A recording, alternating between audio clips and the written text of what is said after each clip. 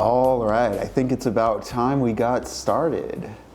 Hello and welcome back to Techno Poverty. I'm Henry, and as you can see, Jacob is not here. He's been called out on business. I'm not sure what pulled him from our intradimensional engine, but he was yoinked. We'll find a way to get him back in here shortly. But Barney's here with me tonight. Hi, Barney. Thank you for joining me. I'm going to be very terrified tonight. We're playing Aliens Eradication, a Doom 2 total conversion, taking the xenomorph imagery, iconography, the Aliens franchise, and making a game out of it in Doom. We started this last session expecting it to be a 8-map WAD that was gonna maybe be a bit of a breeze, maybe 1 or 2 sessions. No, this game's terrifying and it is dense. That first level alone was something akin to a PlayStation survival horror game. We have 7 more of those to go. A single level took us a whole session. But thank you for joining us. We're gonna get right into the game, but as we play Aliens, it's gonna give me an excuse to talk a bit about cyberpunk, the politics of cyberpunk. I want to talk about Neuromancer at some point within this whole thing, although considering I'm out of co-pilot and all I have is Barney and my very scared self playing a very scary game, I don't know how much book talk I'm going to get to. Books worth mentioning though tonight. Let me just show you this really quick. Neuromancer is what we're going to be talking about over the next few days. This is the William Gibson classic.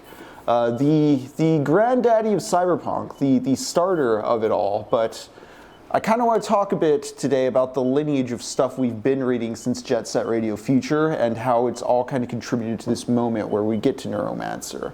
If you remember with Jet Set Radio Future and Umarangi Generation, I talked a lot about Naked Lunch by William S. Burroughs. This is kind of the beginning of what I would identify as cyberpunk in the sense that it's a bit more cynical and it's looking at constructs that are both political and psychological as means of control, drugs as a way to manipulate people, all kinds of social experimentation.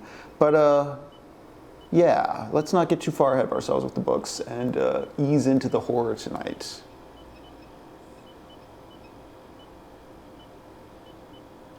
Yeah, Evan, I find it kind of hard to find copies of Neuromancer as well. I scour like used bookstores plenty all the time, and I don't know. I don't find a lot of Gibson in general when I look. Usually, it's copies of Burning Chrome.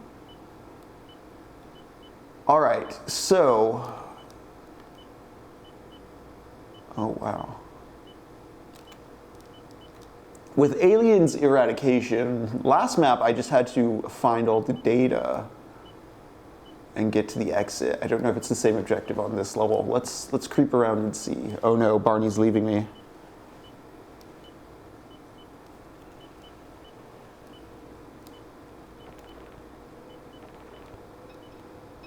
Well, they're nice enough to give you a lot of stuff at the start here. That's good.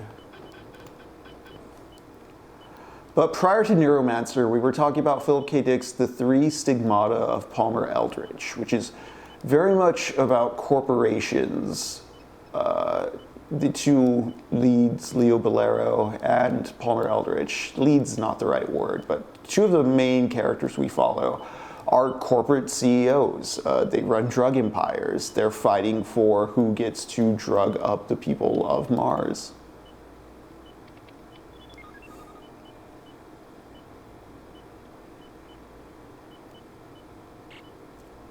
Back to site, hurry.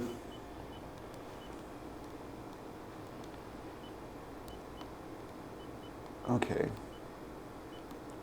So this is where I last came from, I think. I broke in here.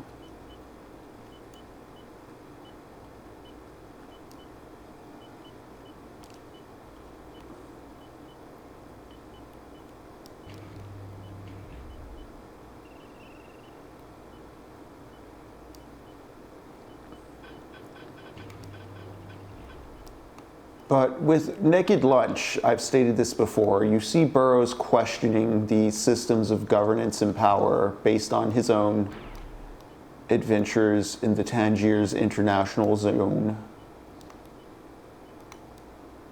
and the way the state uses things like drugs and information warfare to lie to people, to keep the machine going, to get the sex past the censors.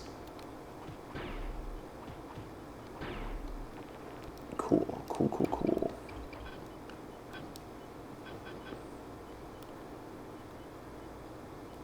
And so there's fake scientific devices, but they're asking sociological questions. And I want that to be something that sticks in your mind, because all the way back to the Isaac Asimov I was talking about while playing Mega Man, you know, Asimov's iRobot stories are infatuated with the humanities. There's the robot that reasons. I forget the name of the short story. I read it. I didn't read it, but I talked about it during the Mega Man sessions. But the robot's citing Descartes. You know, science fiction. Asimov set up a set of logical systems, the laws of robotics, and then he shows how that logic, despite working on paper, doesn't play out in reality. There are things to consider that are sociological. A lot of the humanities is at play in his work. And the same can be said for Philip K. Dick, where yes, there's this drug-fueled, acid-fueled, psychedelic imagery to it all, but it has a very spiritual and emotional and religious core to it. He's looking at addiction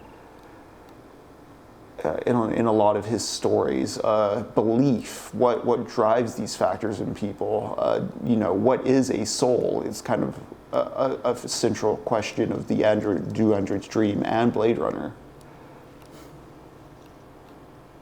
Oh, what's up, D. Hamels Mammal? Also, sorry, chat. I'm getting very engrossed in this atmosphere and also what I'm trying to say, and also can't look at the chat at the same time. Again, Jacob has slipped from this dimension for tonight.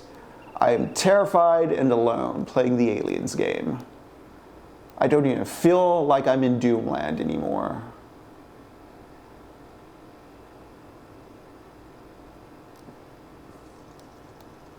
I often think people lean too hard into Philip K. Dick's being described as trippy or weird or like a drug-fueled nightmare, because he's actually touching on questions of an emotional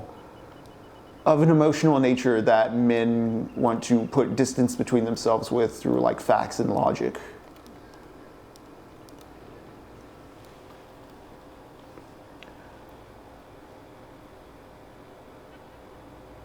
Orange oil pop and about to give your cat some catnip.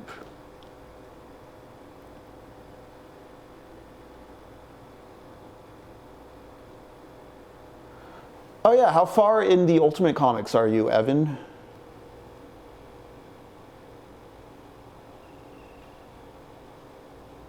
And honestly, yeah, the X-Men, Ultimate X-Men, I'd prefer reading it like in bulk rather than issue by issue. It made a lot more sense when I read it a second time, back to back to back. I read like the first 10 issues. I have not seen that PKD Made Me Do It merch either.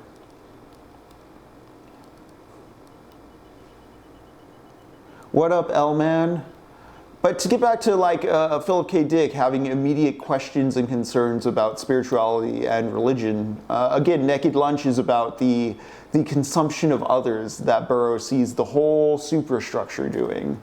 And I want to get into that because when I'm talking about science fiction and cyberpunk and all that, we want to think about that Asimov basic of set up a logical system, press humans against it, consider sociology, consider psychology, consider the arts and the humanities, consider how humanity would react in reality to this fictional system that in an ideal sense is perfect, but often in chasing perfection, it sprouts its own set of conundrums. This is kind of the core of science fiction.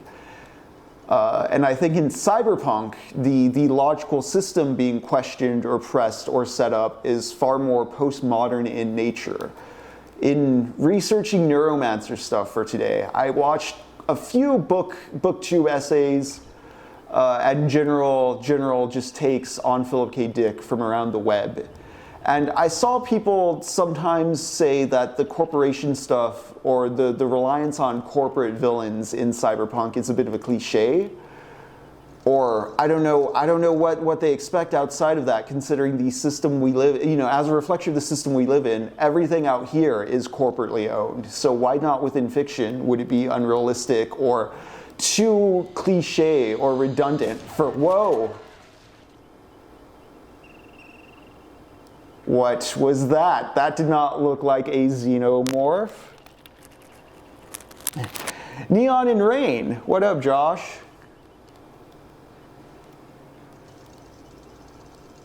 Straight up forgot what I was saying about cyberpunk, but the point is you have a system, you put people in that system, you see how people react to that system, and that's the root of a lot of science fiction.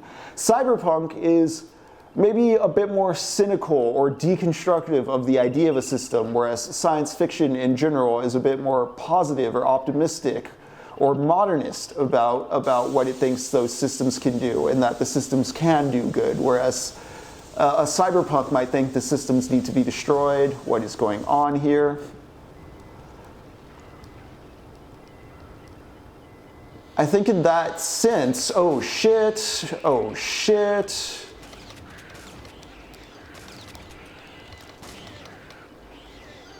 I gotta kill these face huggers, damn.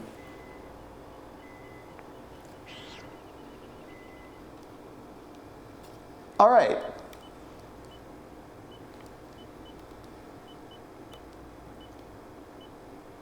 Too not for TV.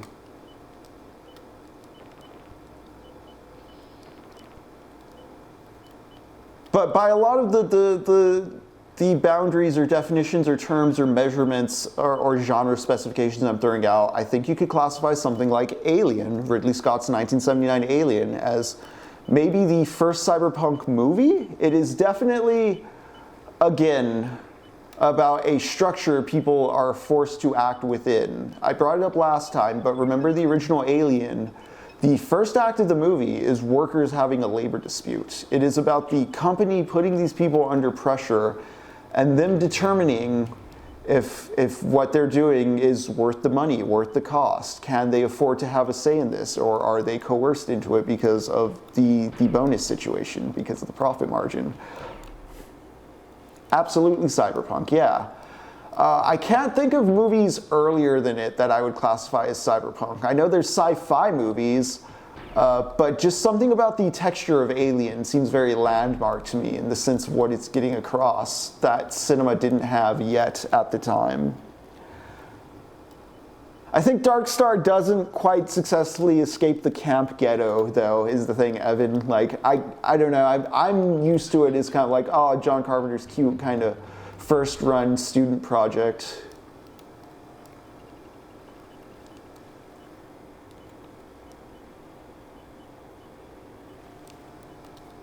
See, and that's the thing, Josh Foreman, with the corporate fuckery. Right, I was talking about people sometimes saying that it's redundant or repetitive or too common for cyberpunk to feature like corporate cynicism, even though and here's the thing about that.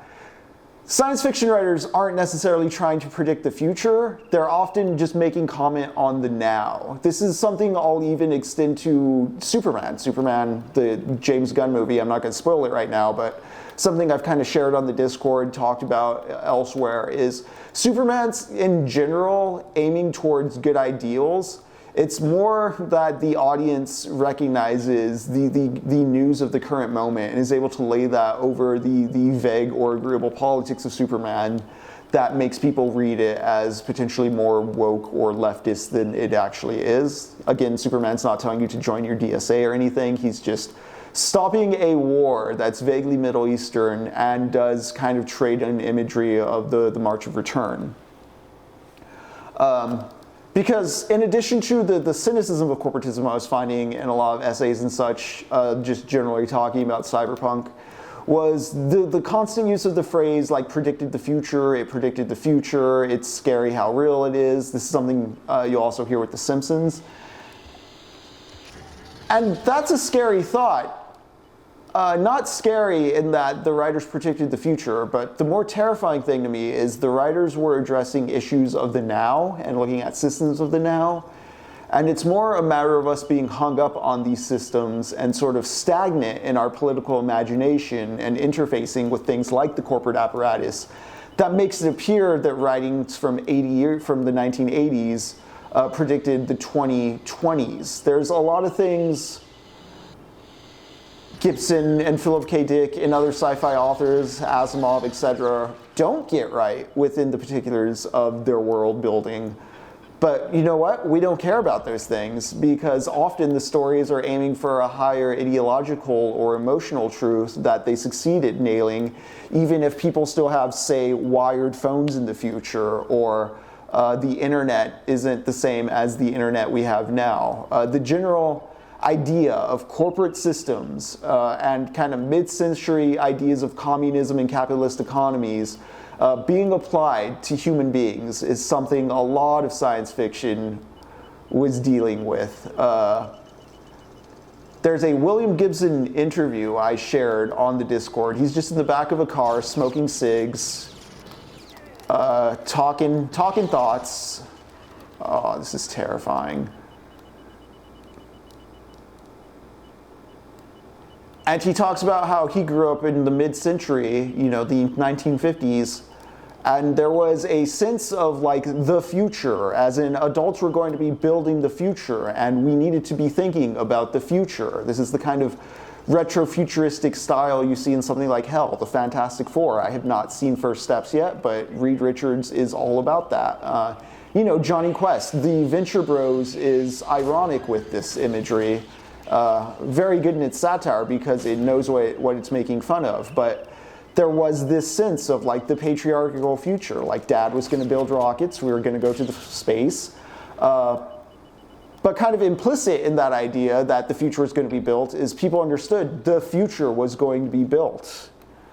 Nowadays, we just assume the future it's all automated, it's all factory line produced. There's no, your phone is engineered so that you don't see the screws in it, so that you don't think about the labor that went into making it. It's meant to appear magical.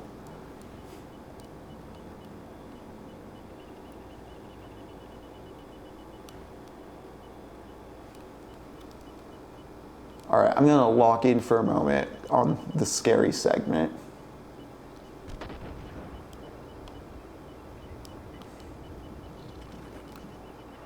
Where's that big creepy thing from last time? Oh, I hear something.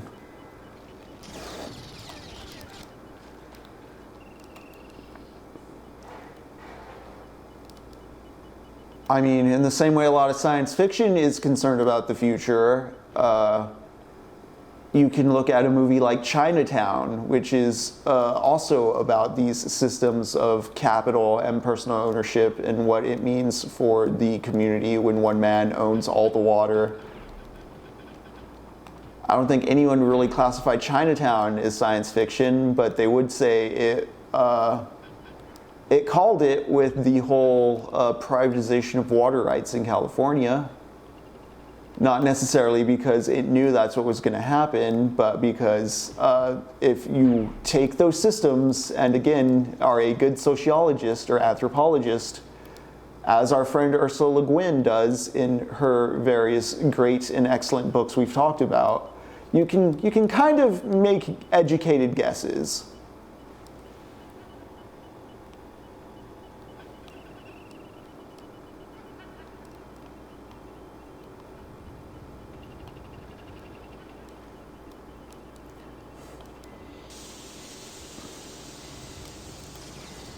Okay, it's one of those dog aliens, got it. Okay. I'm gonna run through the fire. I think that might help. No. It's all fun and games until the floor starts exploding.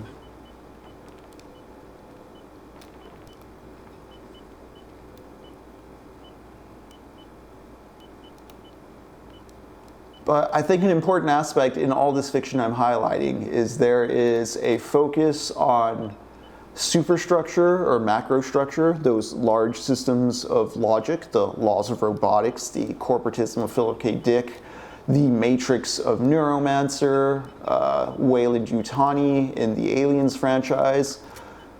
There's these macro structures, but then we have these individual characters forced to act within them.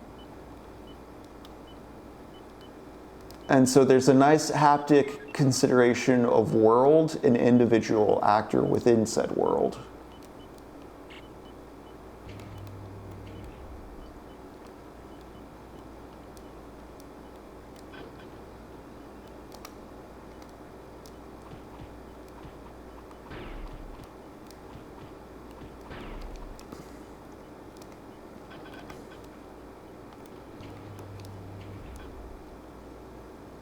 I brought up Chinatown, not even realizing it, but Neuromancer, William Gibson does pretty much come across as a combination of William S. Burroughs and Raymond Chandler. Another reason you don't want to get too in the weeds about author X, Y, and Z predicting the future and more just meditative on the ideas and the sociology of it instead is Gibson himself won't make. He didn't know what a modem was when he was writing Neuromancer. A lot of the story is plot and prose, but it's very gumshoe, just real pretty gumshoe with real pretty cyberpunk vocabulary.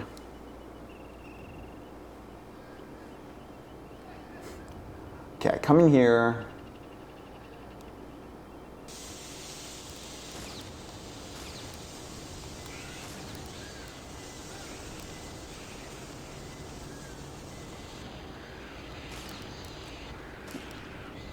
There's a lot of Alien 3 dudes that come in here after me. Seems like a dead end. I'm not going to go that way.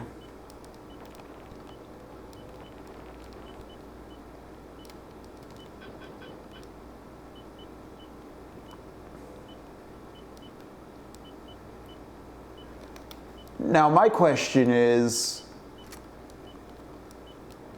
by just looking at giant governing systems of people and how people interact with those systems, you're going to talk about political ideas within science fiction and cyberpunk.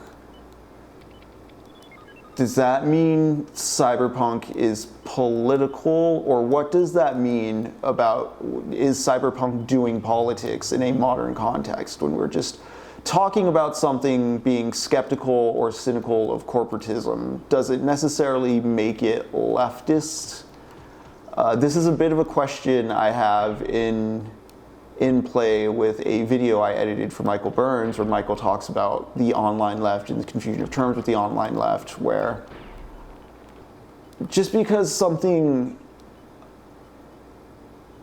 touches on a political idea, does that necessarily mean it is doing politics? Or does doing politics refer to actually physically, materially, engaging with a political organization, doing groundwork for a political campaign, voting for political candidates, running for political office, engaging in real life with the political apparatus, versus political theory, even poor kind of from the hip political theory that comes from literary reading and analysis. Would that classifiably be the same thing as doing politics in the former category sense?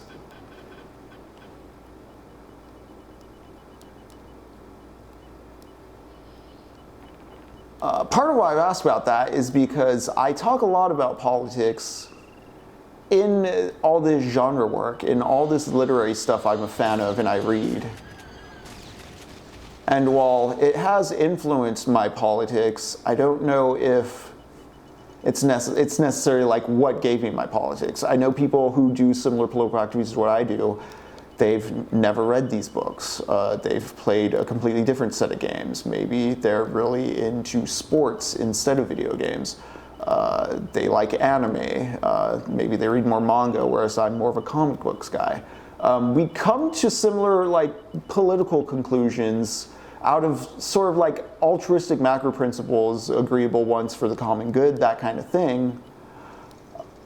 So what is the mediating factor there, if not the art? Yeah, and there's definitely a taxonomy, Josh, which is what I'm getting at, and I find interesting. I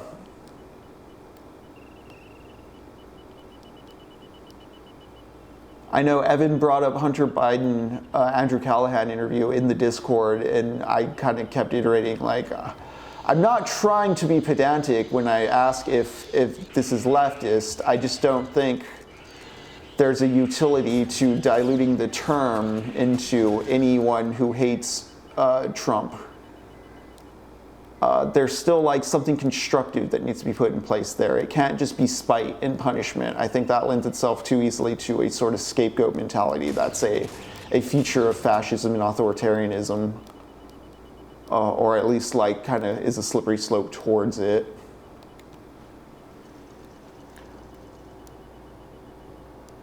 Yeah, Mask for Mask. Welcome. Thank you for joining us tonight. I'm scared as hell. I'm alone. Jacob is lost in the void.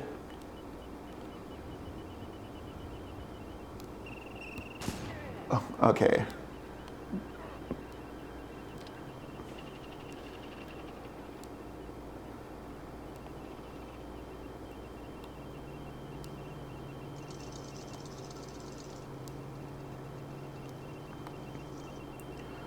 But also, I do think when there's a overuse of the term left, when something like the dilution I'm talking about occurs, it makes it very easy for right-wingers to scapegoat and strawman leftist is one thing when they're not.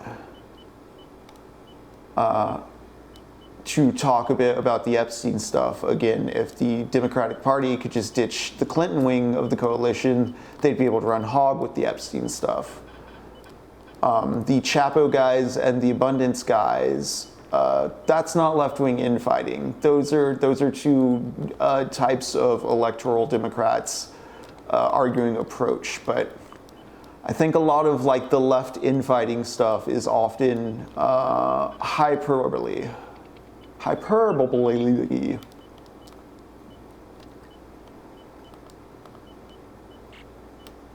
I think contentious discussions about the structure of and ability, or what's pragmatically capable of happening on the ground, arguments over that kind of stuff, that's constructive. That's not like destructive infighting. I think a lot of the destructive infighting really is like centrist Dems mad that like people don't applaud them for saying Kamala would have done a better job.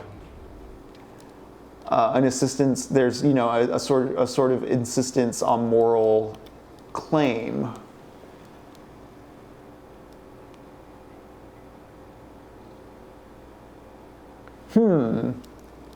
Things that make you go, All that's to say, when I say abolish ICE, keep in mind, that's the moderate position. When I say arm your trans fins, that's the centrist position. We are moderates here, and that's where we want the center of the Overton window to be. We do nothing radical here but play games, read books, and contemplate the ideas they make us think.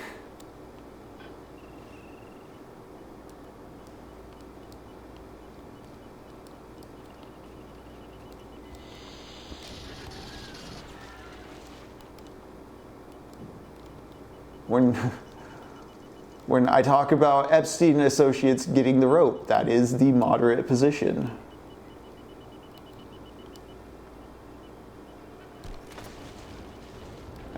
Facehugger egg right there. Ain't fooling me this time. Okay, so that torched me.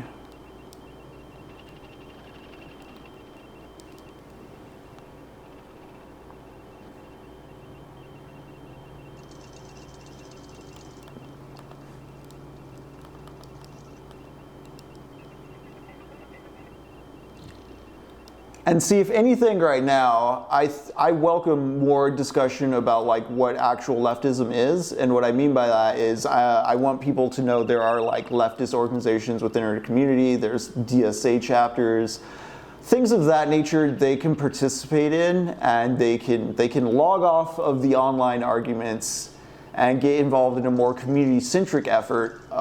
It will just, even that alone will do a lot to alleviate any kind of personal mental health, even if that's just an individual cope. I think it's a good first step towards imagining a better way forward with American society.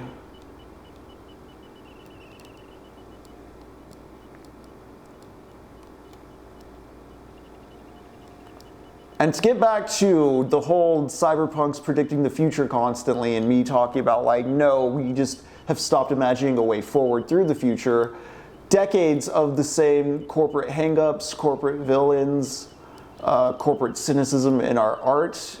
There's a fellow named Frederick Jameson. Michael Burns is reading his book Archaeologies of the Future right now. It has a lot to say on this, on what postmodernism does to our imagination as far as limiting it to a pastiche. Shit. In some ways, this right here is a pastiche. It's Aliens in the Doom 2 engine. It's a remix. I still think it's new and interesting and groundbreaking in the way it is a free fan game made outside of the corporate structure of video game production.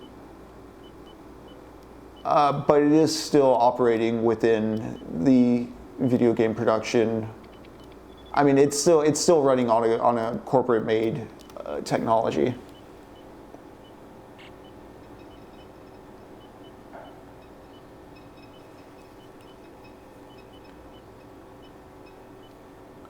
Josh Foreman, I have a lot of conservative small c impulses, but I also think humanity can do a hell of a lot better what we've done so far. I hope most of it pushes to the left as far as past level. Yeah. Yeah, and those small c impulses, Josh, I don't think you need to have a unified, or there's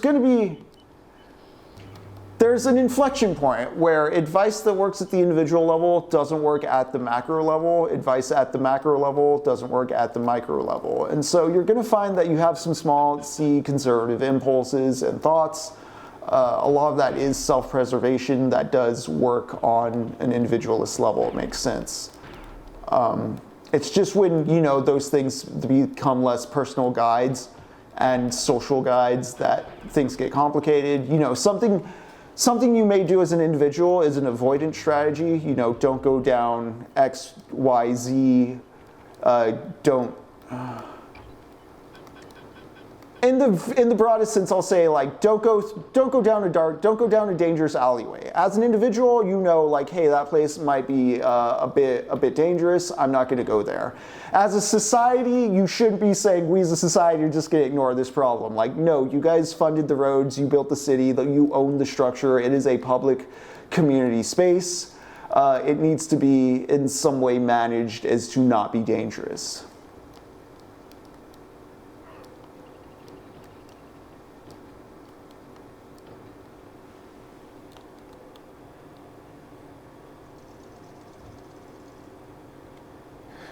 Yeah, exactly, Josh. And the whole what takes its place is important, which is what I think is a huge failure of the sort of neoliberal reaction to Trump is, we're going to be on 12 years of having to hear from the guy because he was out for 4, but Biden couldn't do anything but talk about how bad it'd be if Trump got back in. But the optics of Orange Man bad politics, it only gets you so far. You can only say the Orange Man bad so many times in so many ways before it's just okay, but what are we going to do about it? And I think that sort of exhaustion just hit the people pretty hard in 2024.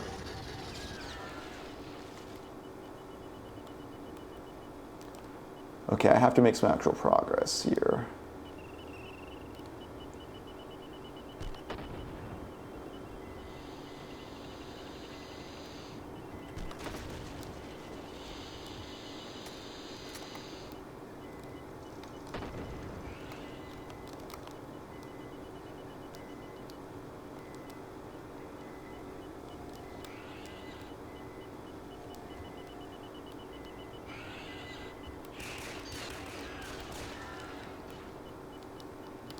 But let's go back to what I was talking about with the lead up to Neuromancer. So Naked Lunch we looked at while playing Umurangi Generation, and Naked Lunch is a little pre-internet. It doesn't predict computers or anything like that, but there's a lot of drugs and a lot of espionage.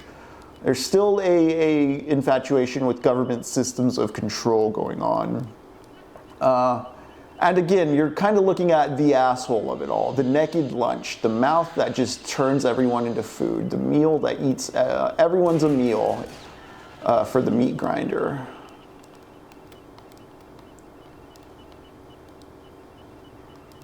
And Burroughs reminds me, or brings to mind, another similar at the time writer, J.G. Ballard. J.G. Ballard was a bit later. Ballard's hard to classify. Sometimes he's horror, sometimes he's sci-fi. He's known for this novel High Rise. Also, one of my favorites that he did way later is called Kingdom Come. High Rise is about a bunch of people living in a high-rise apartment. It's supposed to be big and classy. Things go wrong. I believe there's a power outage. The rich start eating each other alive. It turns into a hellish game of just bullying and social status. J.G. Ballard, High Rise. Kingdom Come, he wrote way later in like 2002, 2004. It's kind of an excellent post-9/11 book about a mall that drives people insane. Or it's much more complicated than that, but people congregate at this mall, and it's where all their festering resentments are boiling, and it's an interesting prediction of kind of the MAGA resentment stuff. I say interesting prediction of the MAGA resentment stuff, but again, Hunter S. Thompson documented in Hell's Angels, and we see throughout, there has been this underboiling resentment in American culture, and maybe Western culture, because Ballard was British, if I remember right. He was a UK guy.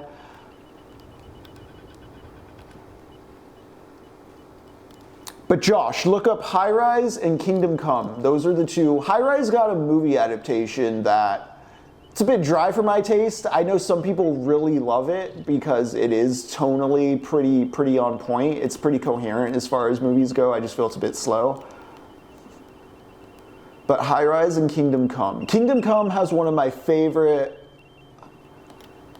quotes about the suburbs as a place just waiting for something violent to happen. It deals with a lot of like apocalyptic daydreaming that comes from consumer culture, which is another thing a lot of not good science fiction and cyberpunk is about, and what we see a prevalence of as we continue to fail to imagine a better way forward.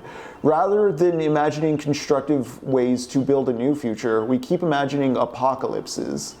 And this is something Ballard's getting at in Kingdom Come. He talks about how the suburbs dream of violence, because when you dream of an apocalypse, it's so violent and so earth-shatteringly destabilizing that it forces you to act. It gives you, you get to be the romantic like drifter in the wasteland with your gun and your dog, and you get to do all the romantic cool Mad Max shit.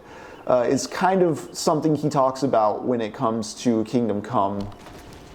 This dream of violence that the suburbs have that will awaken them into greater passions. Which, when you consider there are fucking goons throwing on ICE uniforms and just wantonly assaulting people for their skin color, as a venting mechanism of the resentments they foster in current American culture, just consider what Ballard was getting at there.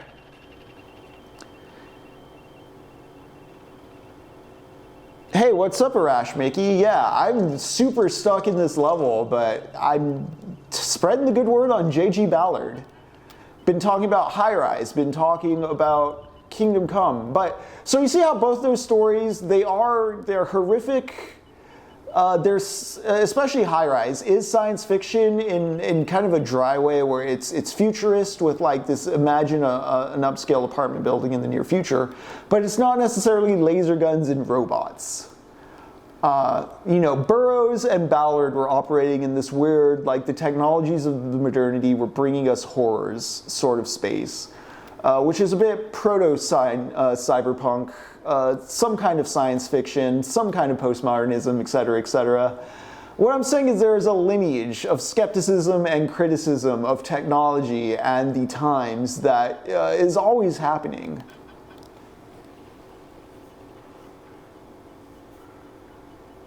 Ballard, not Wentworth. Interesting. I have no idea what that Wentworth joke is getting at mask for mask. It's completely over my head. Okay, I guess I really have no choice but to go forward into the explodey place that spawns all the aliens. I hate it.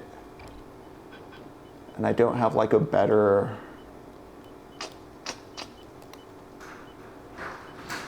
No turret or anything like that? All right, let's see.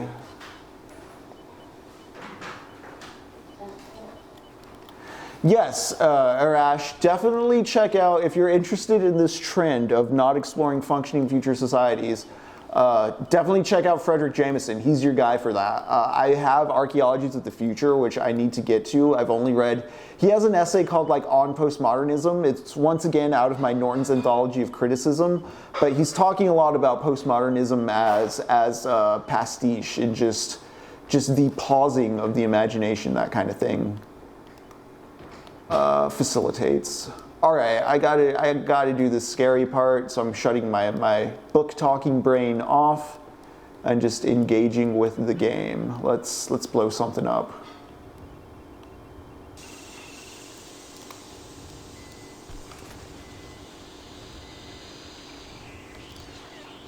Ah, okay.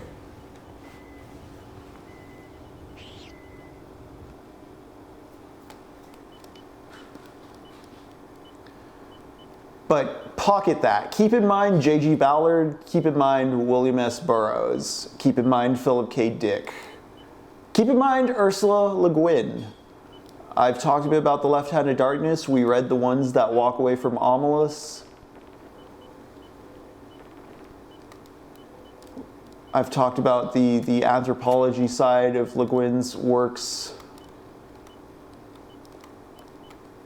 But I'm talking about various sci-fi authors of the 60s and 70s.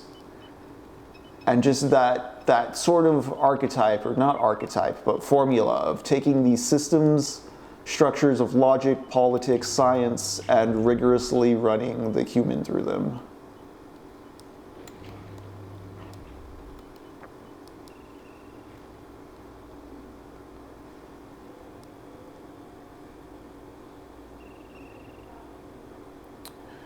Ooh, yes, Margaret Killjoy. That name's familiar. What have they written? I'm also open to all kinds of recs on new sci-fi. Ever since the whole Sad Puppies debacle, I've found it harder to just trust what tastemakers to follow when it comes to science fiction books. But anything after 2010, I'm always open to hear about. Our boy Lux has a very good finger for that sort of thing. Which reminds me, I need to read Between Two Fires still.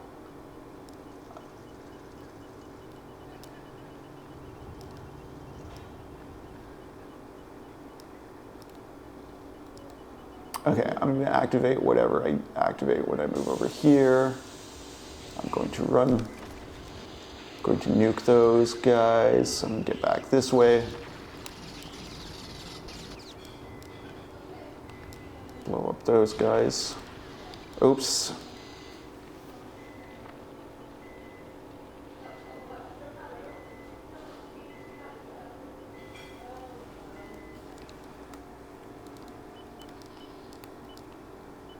Another author I'd like to bring up just because, so I'm definitely not going to be able to talk too heavily about Neuromancer in detail, considering I can't hand off the controller for Jacob to play sessions while we get specific about it, so I'm happy to turn this session into a more general bridge to Neuromancer from what we've been reading.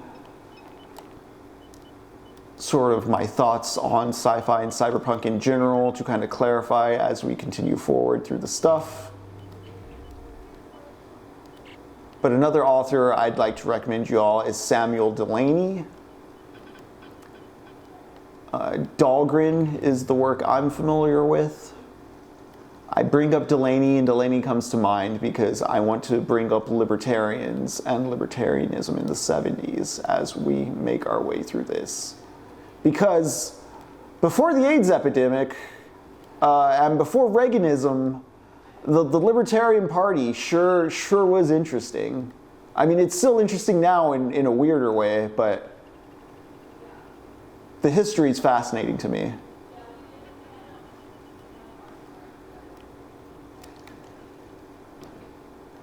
Because during the Cold War,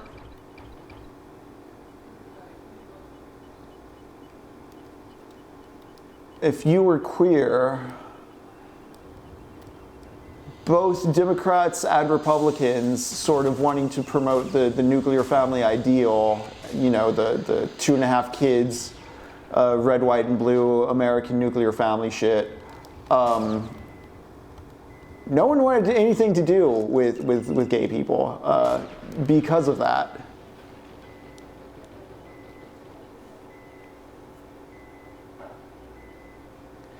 Oh, I haven't checked recently, Mask for Mask, but definitely like Naked Lunch has been banned before. I have some stuff I don't want to spoil that I know for certain has been banned, and it doesn't even have graphic, violent, or sexual content. I plan to read that in full when the time comes. I'm not going to say its name. It's kind of a... I don't want to jinx anything, is what I'm saying. Let's figure out how to kill these aliens, why don't we?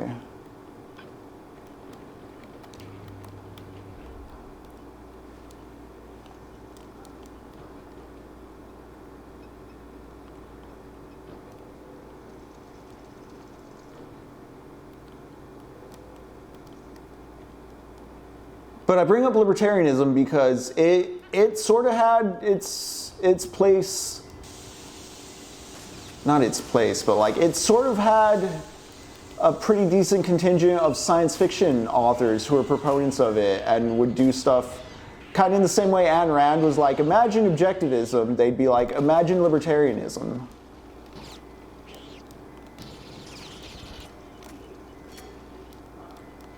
Delany was one of these. And these were the kind of libertarians that were very much, it was less about the age of consent and more about like free love, drugs, being gay, just not doing the whole nuclear family thing and just permitting people to express themselves and be an individual. Like hyper-individualism, oh shit.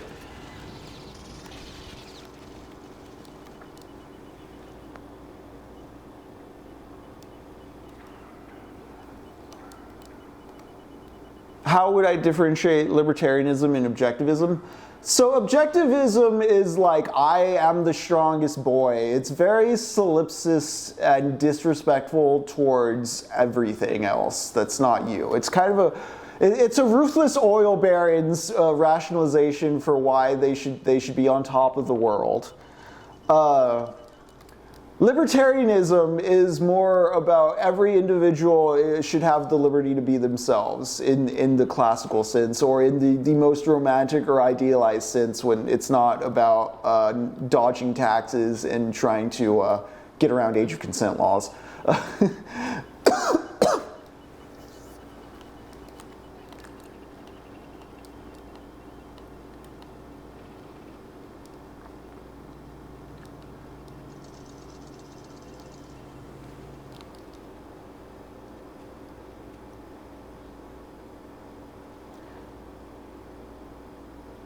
John Galt? I barely knew him. All right, so we got past that big explodey haul. I'm actually going to save now.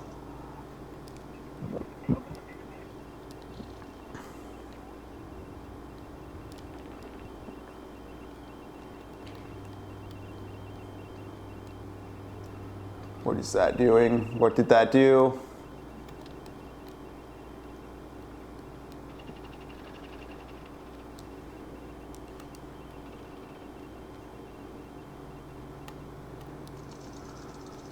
For a good example of the kind of libertarian ethos I'm talking about too,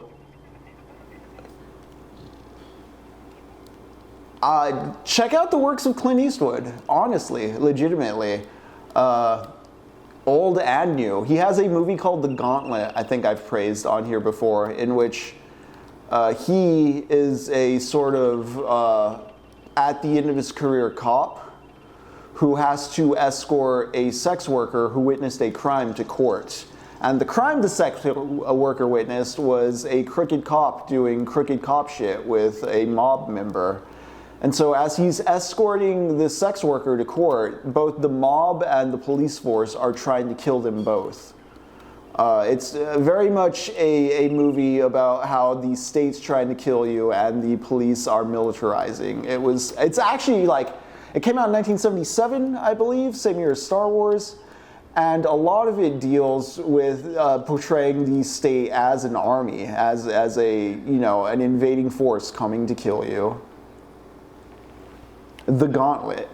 But, I mean, you can also see this in even the original Dirty Harry, in which the systems of law and order are too, just being a cop is too bureaucratic. It doesn't get anything done. Like, the government's too inefficient about it. So, like, the one just man has to go off and do the righteous murder. It's an interesting blend of, like, this is what makes the libertarian ethos interesting, because it's very childlike, very Batman-like in its aspirations, where it's like everybody can be the frontier cowboy. They just need to live virtuously by their individualist principle, and they'll do the right thing.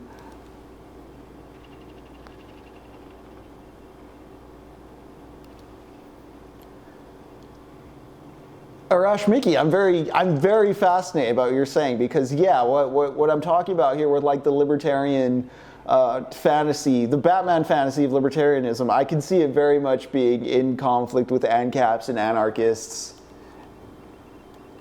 I think a libertarian's still a bit more cop-brained. It's just, it wants a decentralized police force, not a state-sponsored one. It wants everyone to be righteous, but everybody has to do their own homework. It's not interested in like publicly educating righteousness or morality into the equation.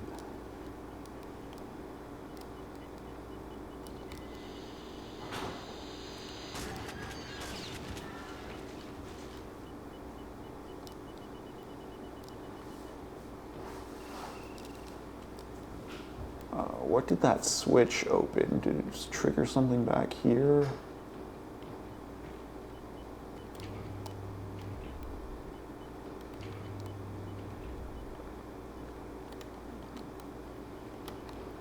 Nothing yet.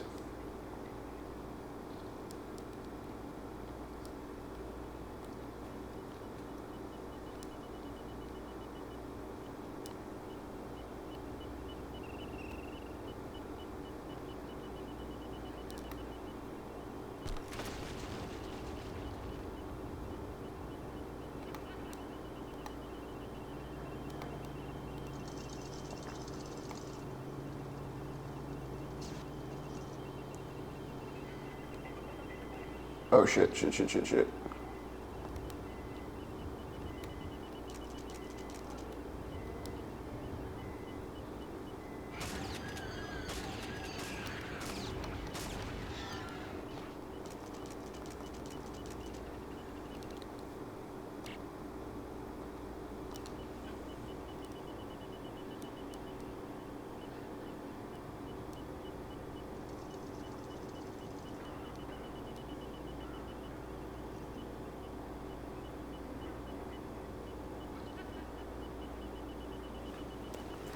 Ooh.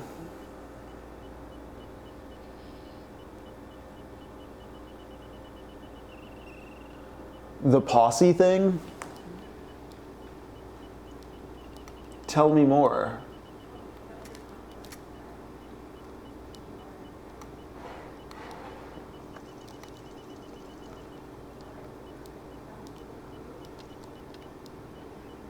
see, another thing is I'm describing one version of libertarianism. It has definitely been kind of corrupted and twisted, and I don't even know if there's like a pure form, since it's such a individual believe what you want sort of ethos. What I'm trying to say though is you can see within like Clint Eastwood's even most recent work, something like Juror Number 2 or Richard Jewell, he still at least consistently believes in and is skeptical of power structures and government agencies and law enforcement. I'm saying he's more consistent than other right-wingers, even other libertarians who kind of have become suck-ups to an authoritarian over time.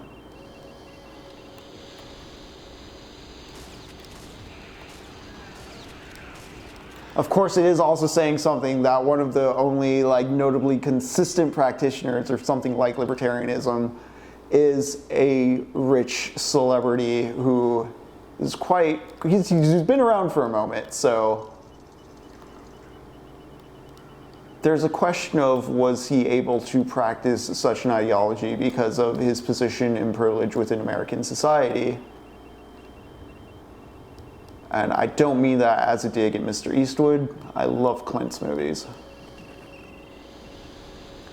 If anything, he sells the romance of there being a quote-unquote like responsible libertarian or responsible cowboy in the room when it comes to the libertarian frontiersman romanticism of like old American archetypes. Damn.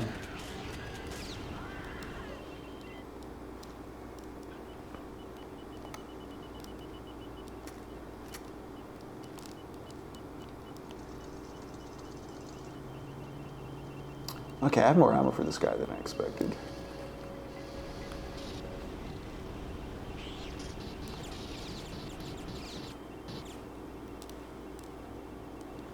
Like to the posse, like, you mean posse like just a general gang or group?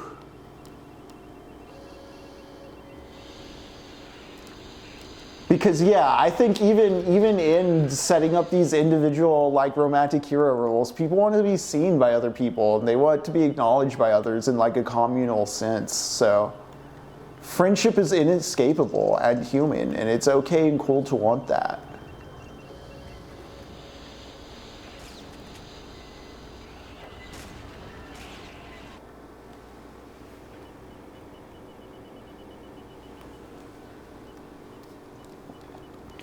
I do wonder about the posse thing you're talking about too, Rash, in terms of, I've talked a bit before about how Americans at 18, you know, they graduate from public school and they're kind of just thrown out into the wilderness. And a lot of Americans fall into cults because they don't have a sense of community or a community to fall back on or a sense of a group of friends to do art or activities or work with.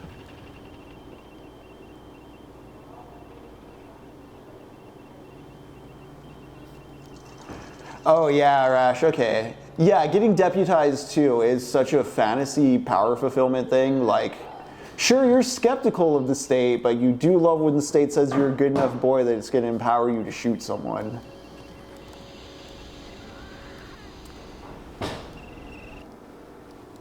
What's the gimmick I'm messing up here?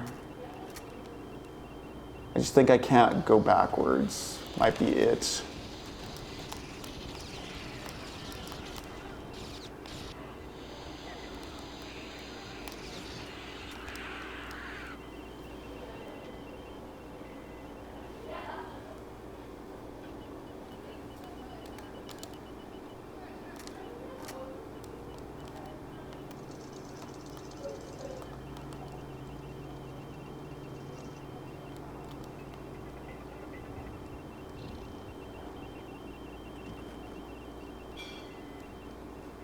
You can even consider some of what Neuromancer's operating on.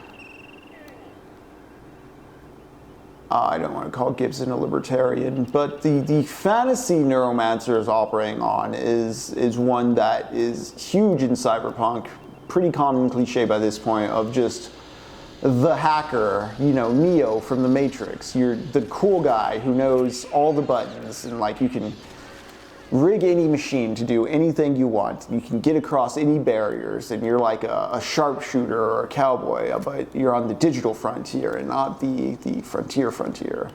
Even the idea of the digital frontier puts it into such American terms.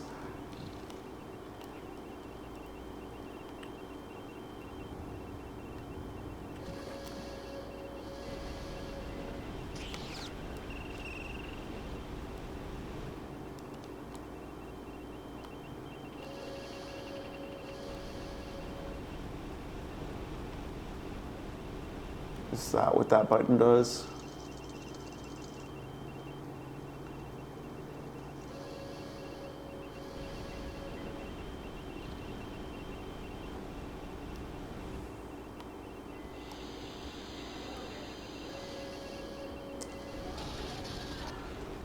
Okay.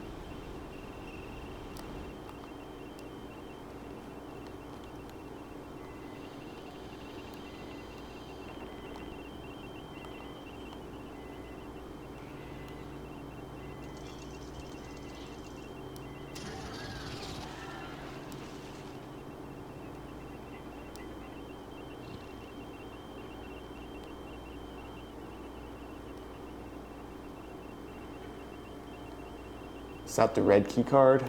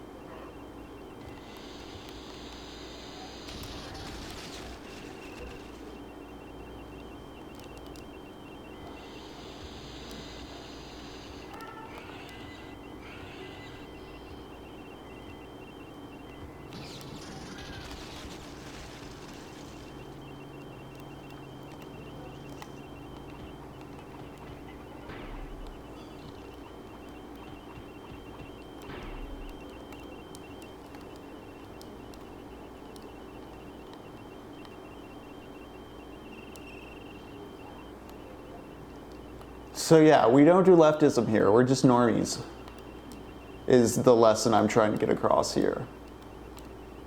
The politics we talk is a matter of fact of reaction to the work and statements made by the games and the art themselves.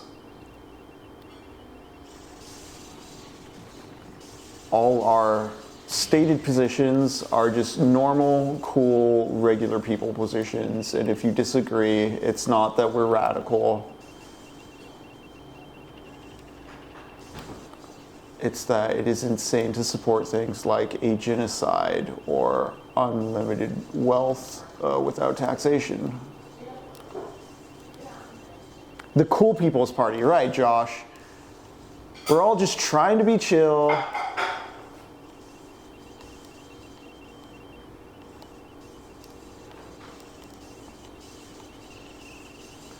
I want all of our senior citizens to have access to housing and health care.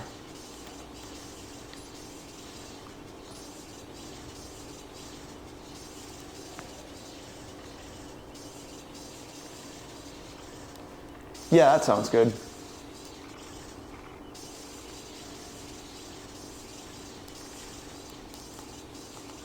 There's usually like a switch for these kind of things. Oh, yeah.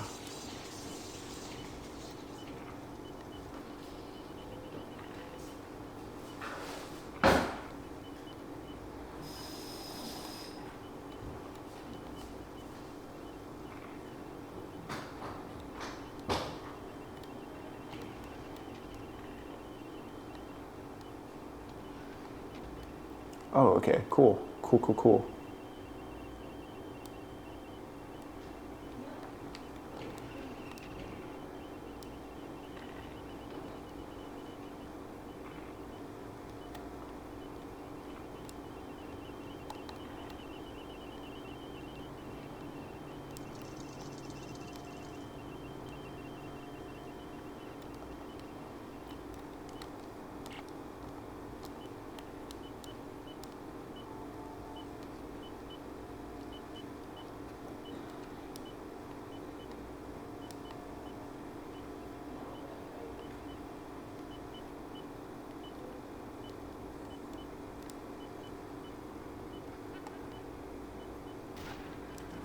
Wait, what?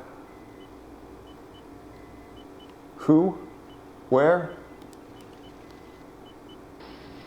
Oh. Oh, shit. Oh, shit, shit, shit, shit.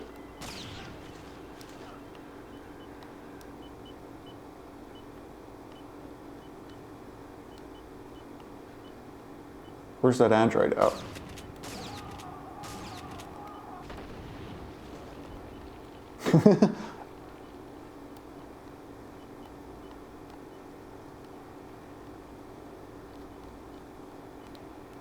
Oh, okay.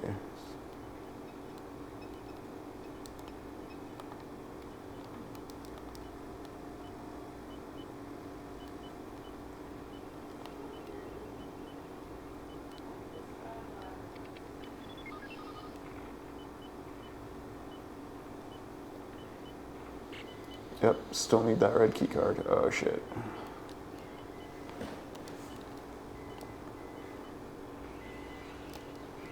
Oh, oh, oh, oh.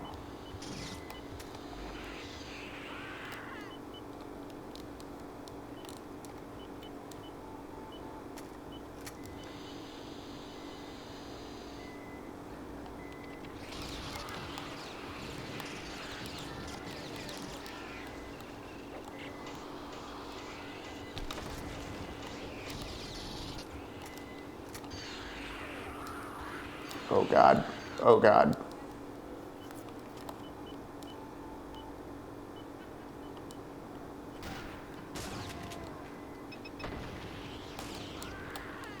Ah. You die so fast if you're not careful.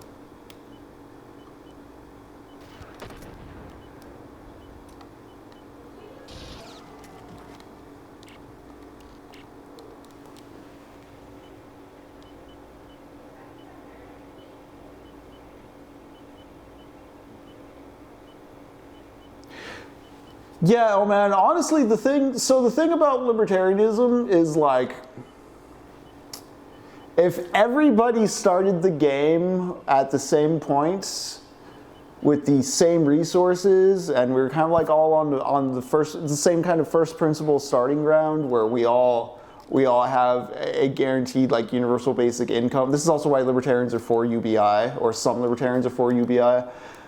It wouldn't be too bad an ideology. The thing is, it requires America to work like on magic or as advertised, which might as well be on magic. Like, you know, oh, we'll just let competition build the roads. Like, sorry, private roads don't work that way. The way it works is corporations start to conspire and price fix and oligarchies form, and then there's like structural abuse that happens. You know, a lot of the libertarian ethos is just like, oh shucks, I'm just gonna believe people are nice. Which is funny considering so much of it is also like, oh shucks, you can't trust the government, systems eventually corrupt. Whereas, you know, I guess people were considered golden or uncorruptible in a way that structures aren't. There's a way to think about it. Where's that face hugger? There it is.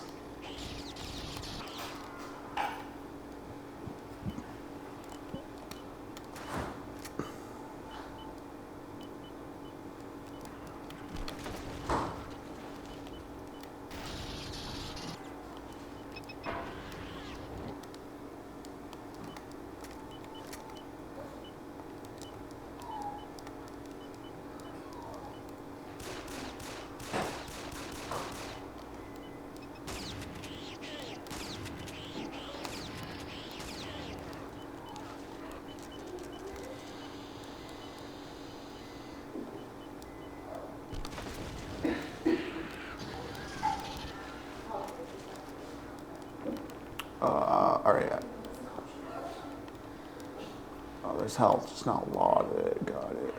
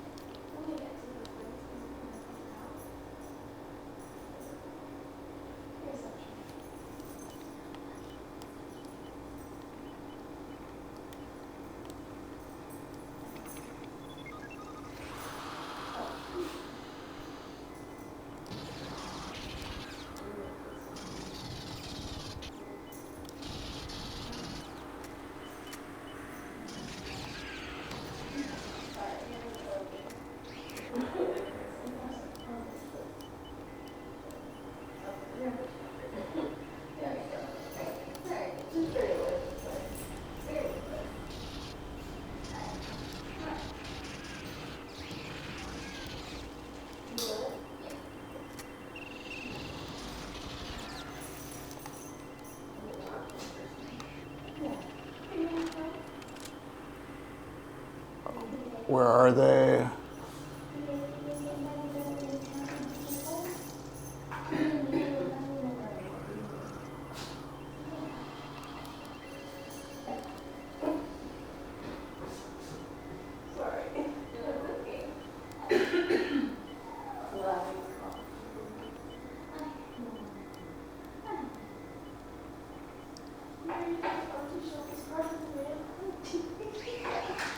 Oh man, no.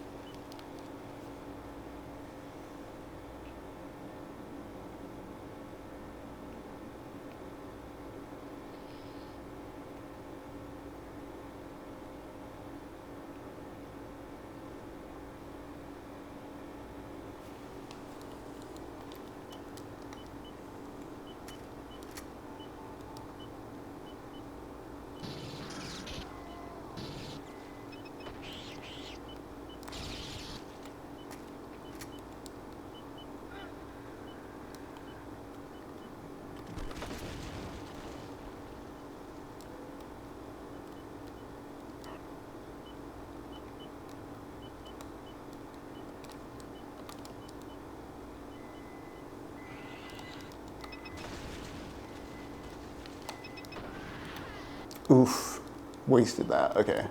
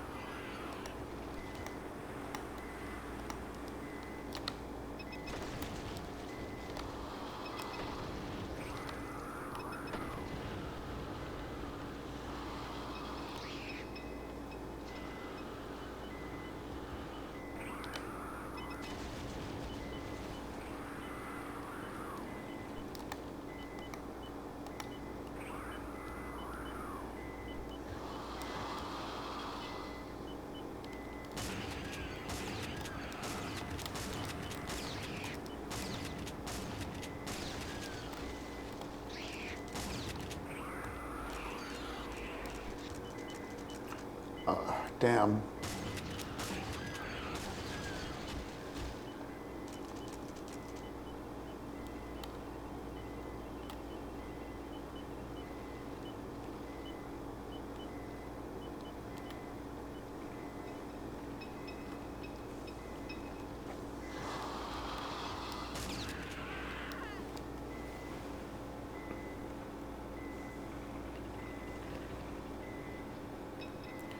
There's eggs somewhere above the entrance to this room because the facehuggers keep blindsiding there. Yeah, okay, well, I cleared out this downstairs part at least so that we're starting down this way. I was getting a lot of good out of the satchel, so I think I'll stick with that.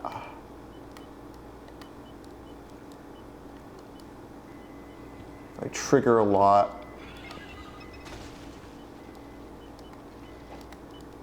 Yeah, where does this guy come from? And this guy. That was a waste of a satchel.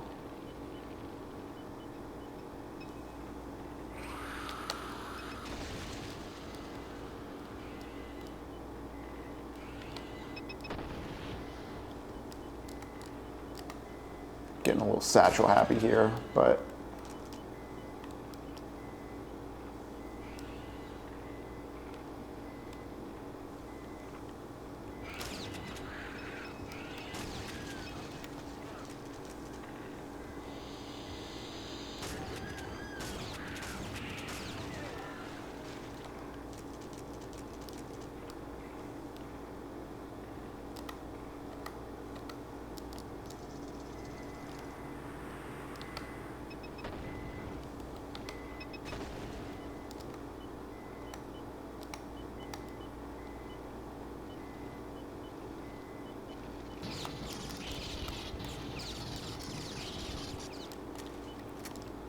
terrifying, terrifying, terrifying, terrifying.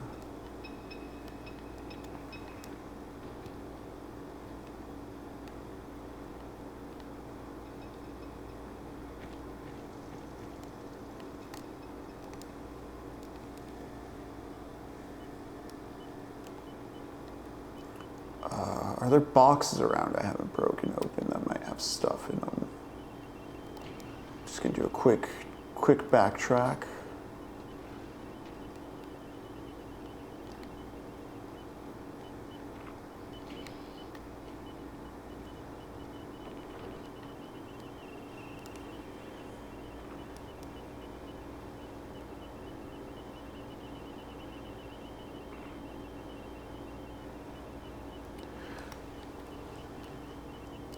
To strike a deal, Urashmiki, on taxation is theft, because yeah, this is why I wish we got more of our taxes in America, because that taxation is theft line has done so much damage to the political imagination of America. Same with when Elon would call Social Security a Ponzi scheme, and it's like, who's getting scammed? It pays out.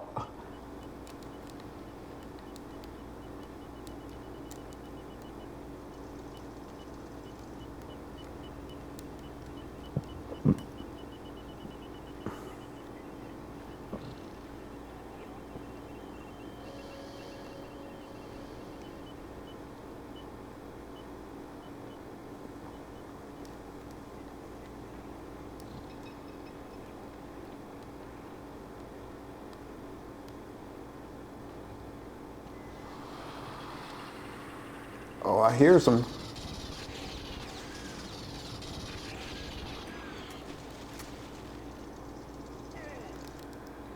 I've got to be more careful about the acid stuff. I keep walking into it. It's such a... Oh.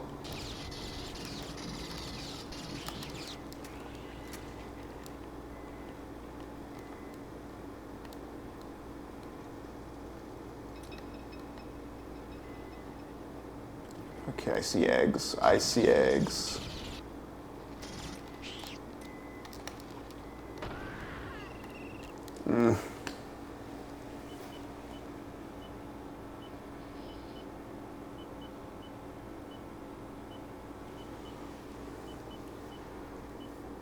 So, Arash Mickey, one of the things I liked that was proposed by Andrew Yang, even though Yang himself just couldn't cut it. I liked the ideas he brought to the Overton window, but I don't think he was the man to actually deliver on them. He doesn't have enough of an understanding of the political apparatus or how to get things done. But he has a lot of good. I'm glad he got UBI into the American vernacular. And also something though that he brought up was he wanted to do a tax holiday, and this is something other politicians wanted to do as well. And I think this is something that should be done in America. Is like, there's a tax holiday, but also when you file your taxes, you get to see where that money is going, and maybe a bit too hopeful of me, you get to allocate your money would be a fun thing to see, or you get to choose where your money, or you have some control over where your tax money is going. But no, the way it's framed now, the way we have to do taxes is just made so that people get annoyed that they have to do taxes, so that people are annoyed by the concept of taxes, so that when people hear the word taxes in American political discourse, they get annoyed because it's been so conditioned into them that taxes are an annoying and painful thing that will also get you thrown in jail if you fuck up. So there's all kinds of tensions and fears and anxieties associated with it, instead of it being advertised as like, hey, this is the social contract, this is what's going to happen, this is how you benefit. You don't get any of that. It's all fear and paranoia, and the other guy's fucking you over and you're being robbed. So I'm just gonna load.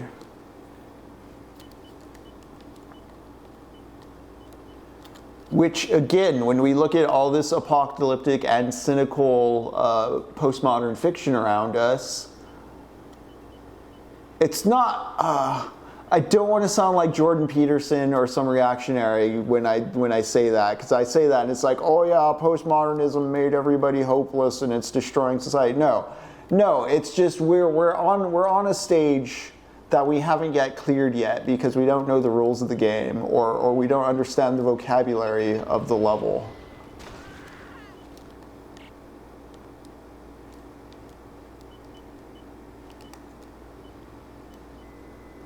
All right, let's trigger a bunch of dudes.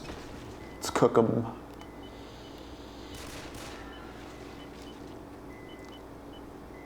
I have not been using my pistol enough, in all honesty.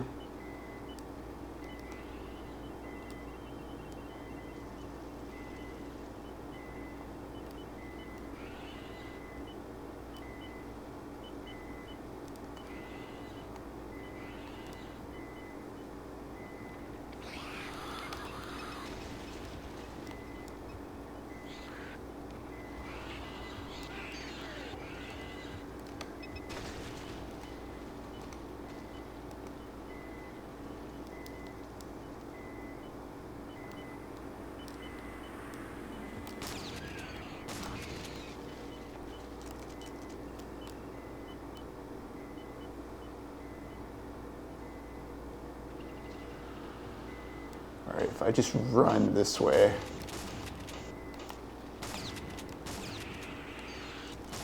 Oh man.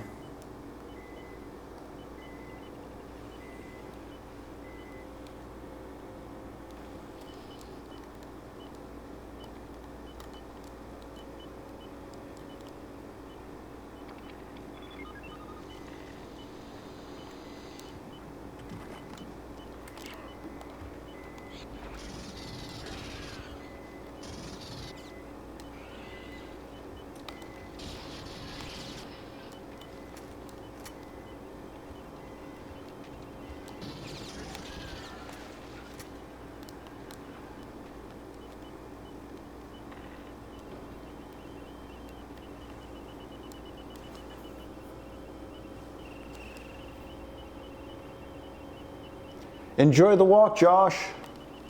I'm probably gonna take a break and stretch for a second in a few here as soon as I clear out this stairway.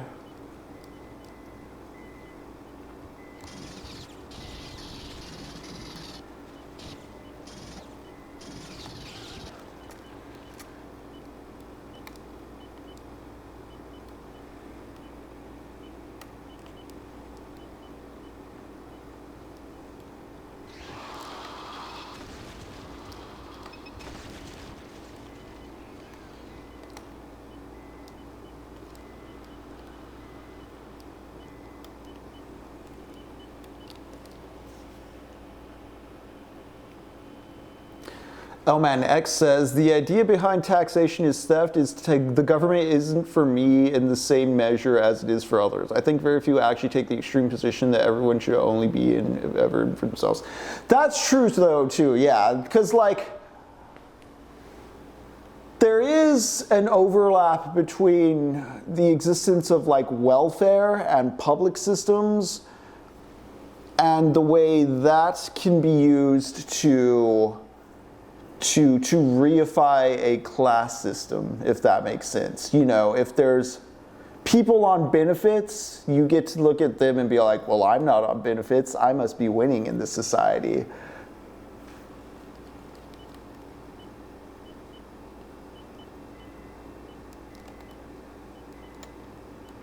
It's kind of the illusion of gaming in a way. You know, you get big, important gamer boys who can beat all the video games and they think that makes them a master of other disciplines such as the humanities or politics,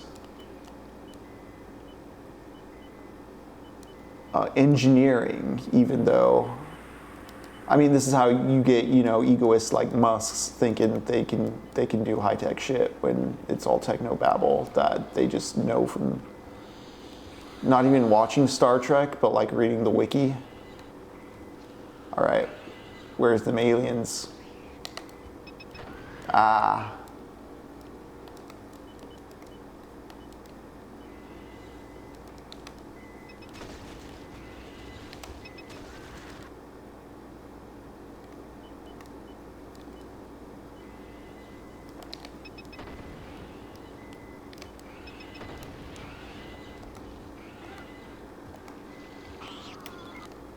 Okay, I have 8 satchels. I'm gonna try something.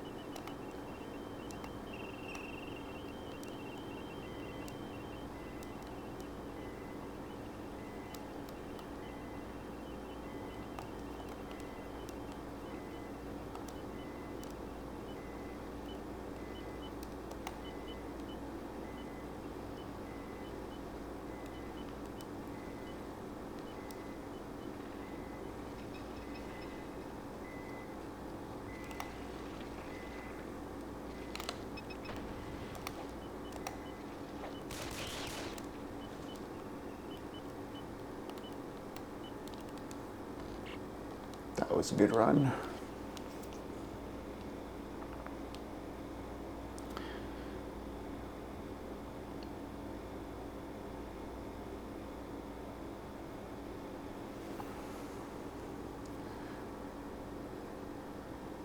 Yeah, I think the way to appeal to libertarians too, Elman, in that sense, or I mean, I say appeal as if you're trying to win them over to political compass, but like to diffuse the logic of it is like you really have to point towards the way corporations and private owners tend to create monopolies, and then from there use that to push small competitors out.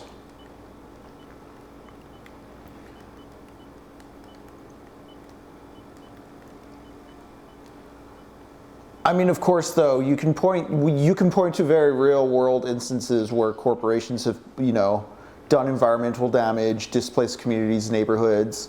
I don't know if that's going to really purchase on someone who just really, really, really wants to be Superman, and so they hold to a libertarian ethos for those reasons. The being Superman and all that.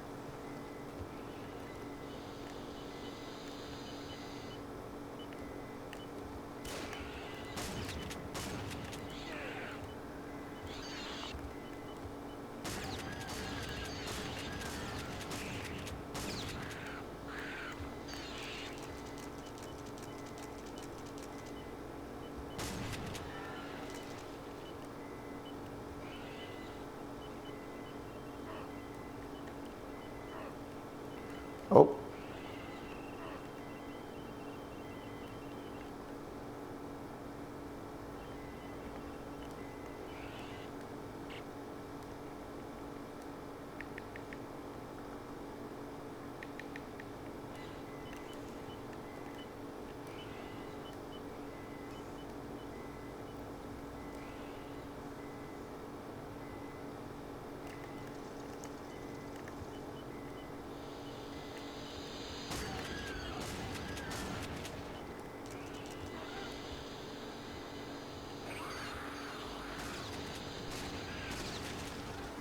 Oh, I hear eggs. I hear eggs.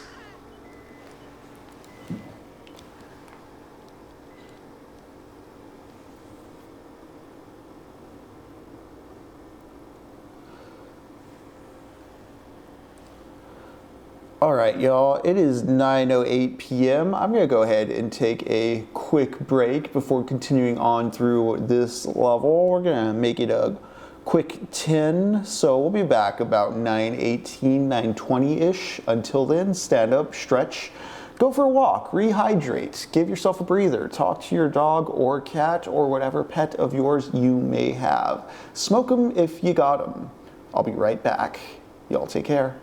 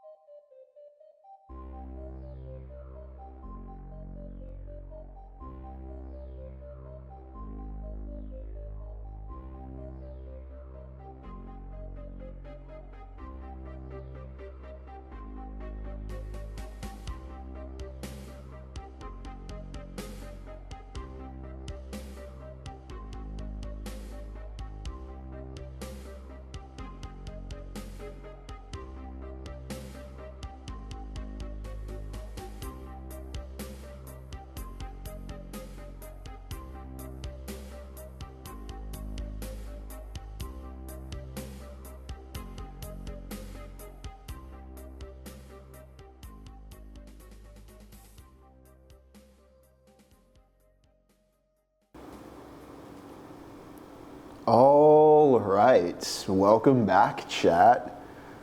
Elman, Arash, Mask for Mask, thank you for joining. I see y'all have some messages you were discussing while I was out. I'm gonna just open real quick with a line and then I'll get to that. But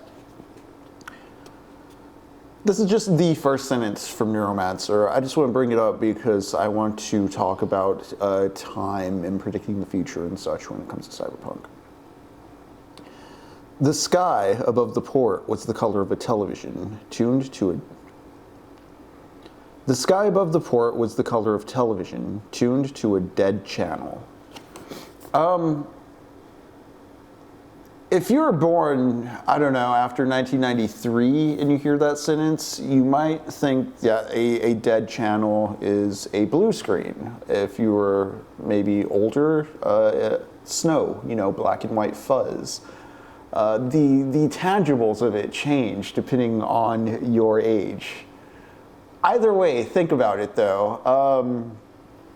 In one vision, you have fake snow, just static, just gray mist overhead at all times. In the other vision, you have an overbearingly artificial, consistently, irregularly bright blue, just buzzing in your face. Funnily enough, maybe a shade of blue that is destroying your vision as you stare at it. In either case, the sky is artificial. In either case, you understand that the reigning edifice of the whole thing is constructed, and on top of being constructed, it's broken. The metaphor remains, regardless of what type of technology you think it is. Is it an LCD screen? Is it a tube television CRT? That's up to you, the reader. Interpret what you want out of that. All right, let me get to the chat. Y'all were talking while I was out for a moment there.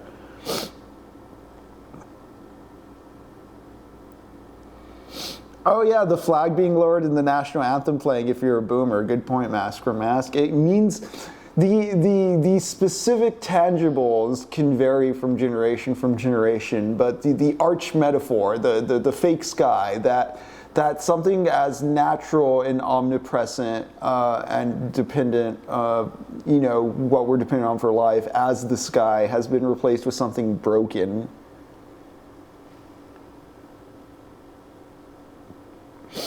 Elman was saying the idea behind taxation is theft, is the government isn't for being the same. Yeah. Ideas, okay, it was Arash Mickey. Ideas like taxation is theft have a history, so I like to build those ideas up for them, but then take them in a different direction, if that makes sense. Taxes show of good faith, they have no right, how about you strike a deal, etc., etc. Yeah, Arash, and that's definitely kind of the core of what I think we need to do, is we can't just be like rah, burn everything down. It's like, how do we transform pre-existing systems and structures into better things in a way that people will tangibly see and feel comfortable with, and in that way we restore kind of a faith and trust in our macro structures.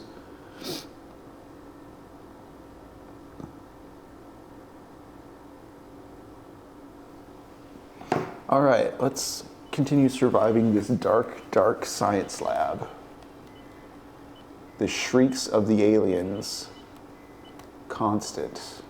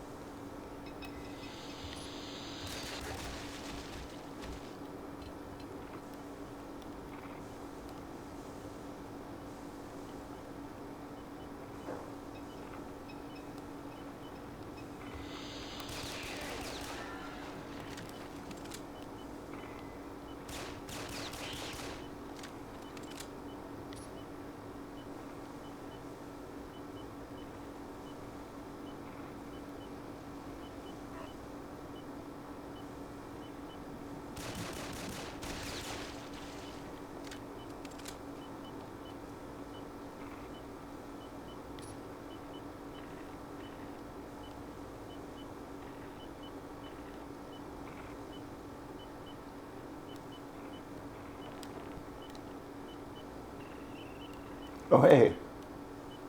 Okay.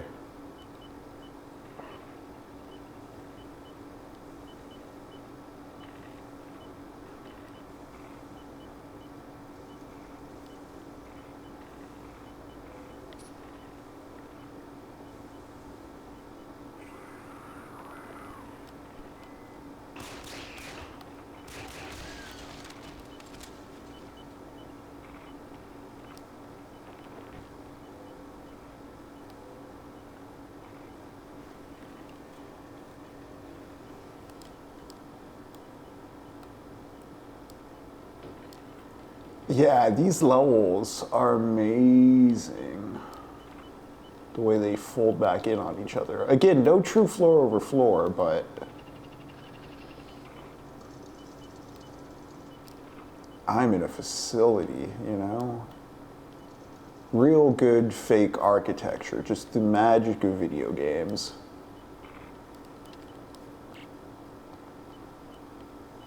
Also, this pistol's better than I gave it credit for initially.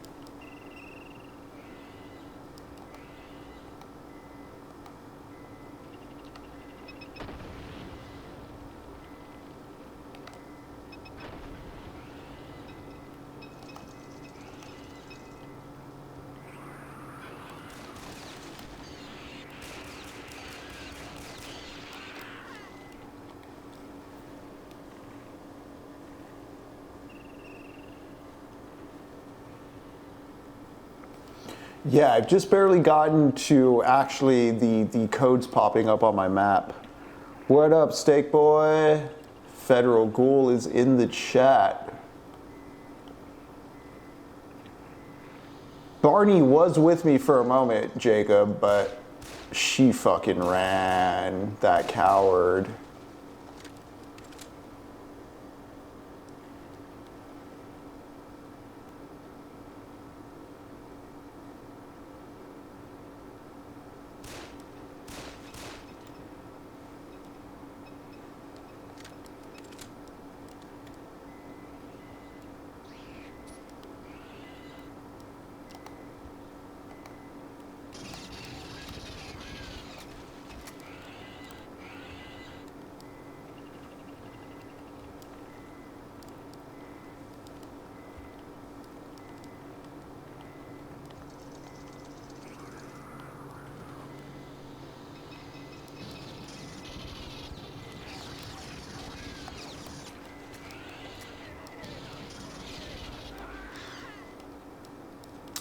All right, a lot of face huggers around that corner.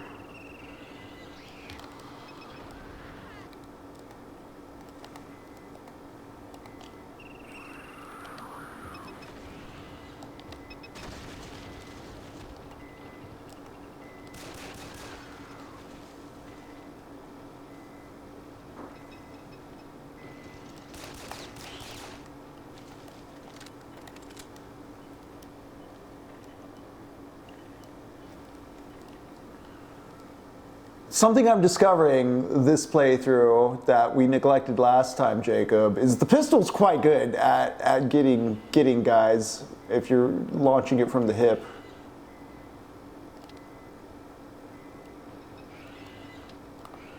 Where are you? Where are you? Oh. See?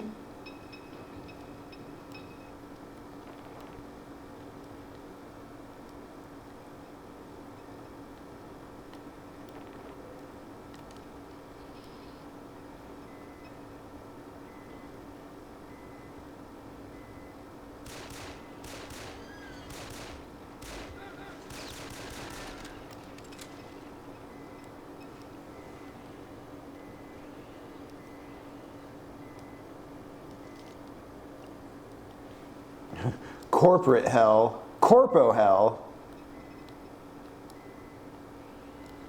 He's taking the candy, not the choosy. Or he's taking the choosy, not the candy, if we're to talk Palmer Eldritch terms. Which again, I find funny. I haven't really seen in a lot of analysis a look at the way those names, you know, candy is the shared sweets of communal play. Choosy is the solipsism of living internally and just being inward and with yourself at all times. What'd that do? Did that do something? Oh my God.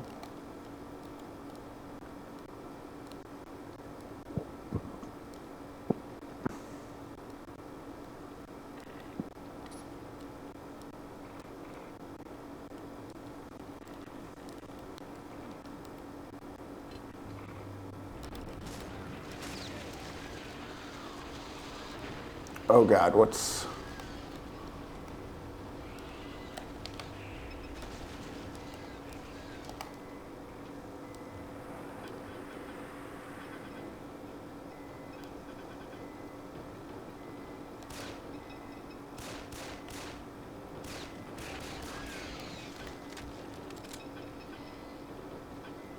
Oh shit, oh shit.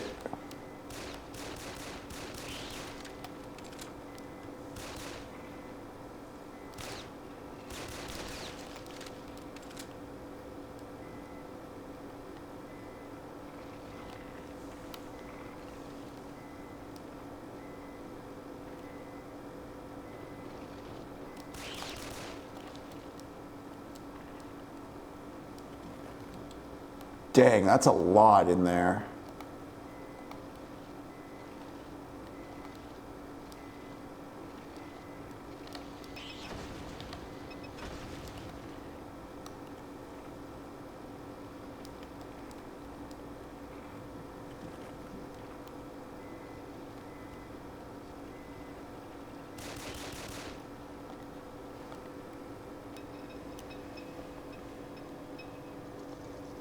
What up, Ruskell Star?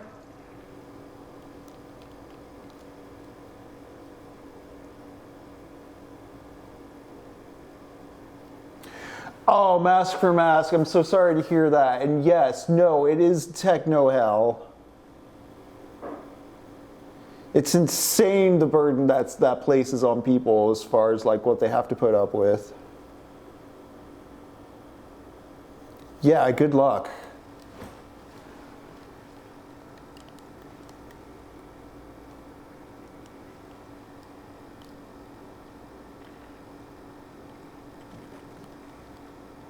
All right, where you at? Where you at? See, it just gets them. The pistol's really good against facehuggers.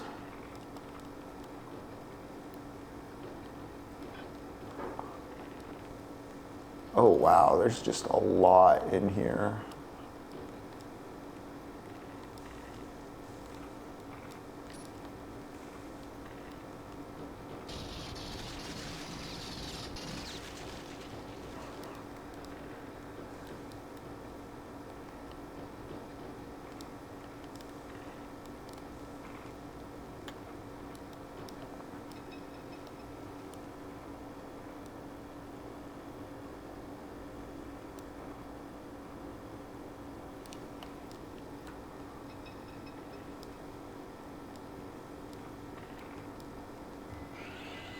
Oh, God.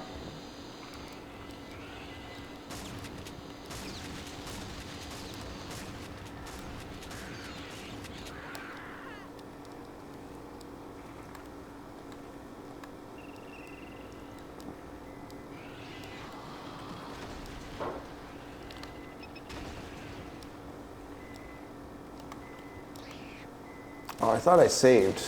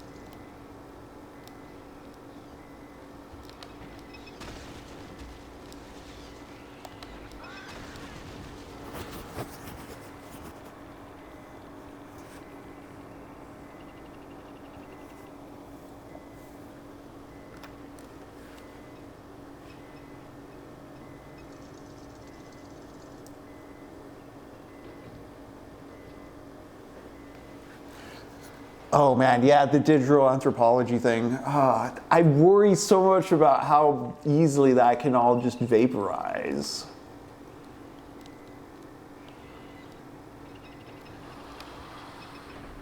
That's kind of why I can't really sit well with like getting off the grid type fancies either, just because of like how integrated technology is into everything now.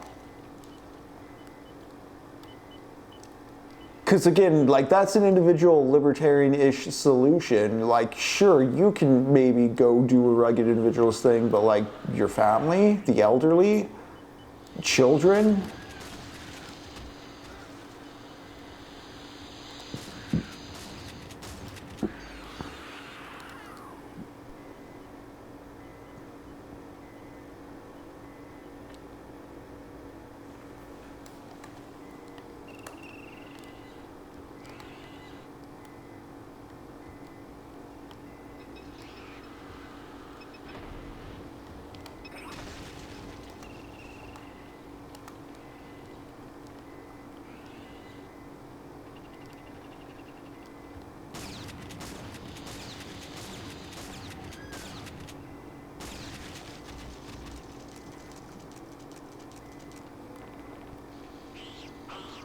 Ah.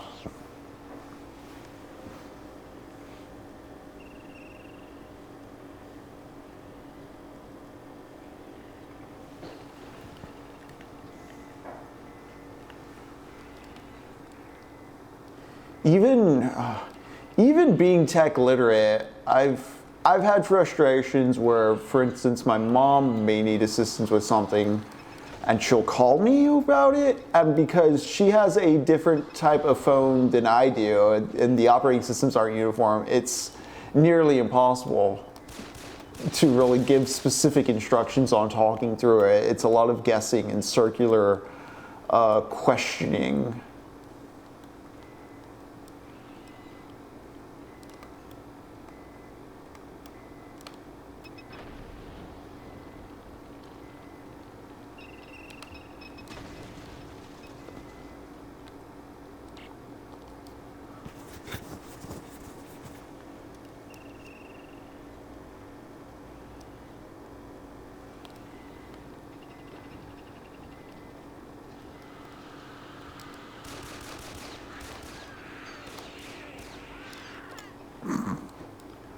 Okay.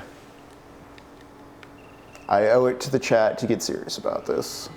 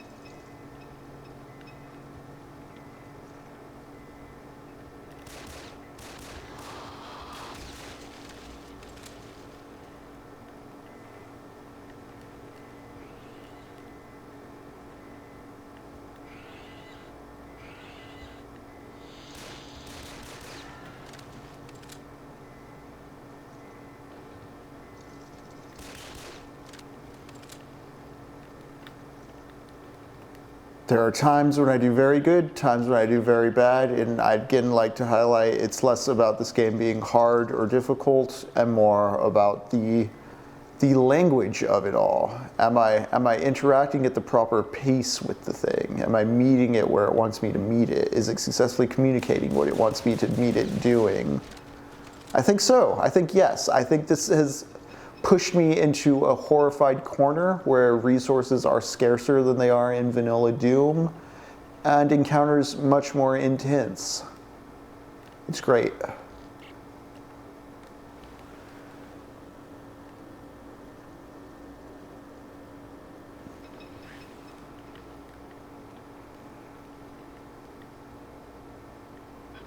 Cogent commentary or cope? Good question, good question. I better get my satchel ready because there's a lot of dudes in there.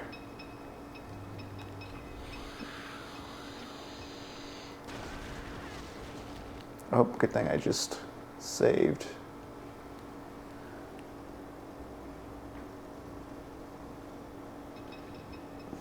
Yeah, I've generally been surprised at the density of enemies in here, Ash. Like when I do the thing like just booking it, like, oh shit, right there. Right there. There we go. Okay, I see.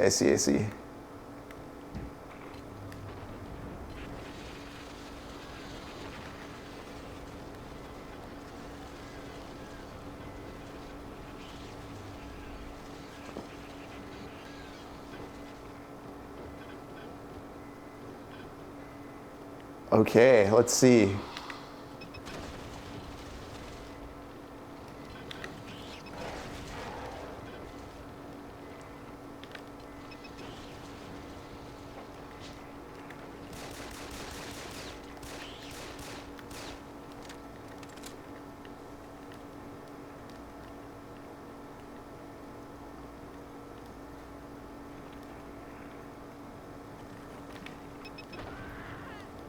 What?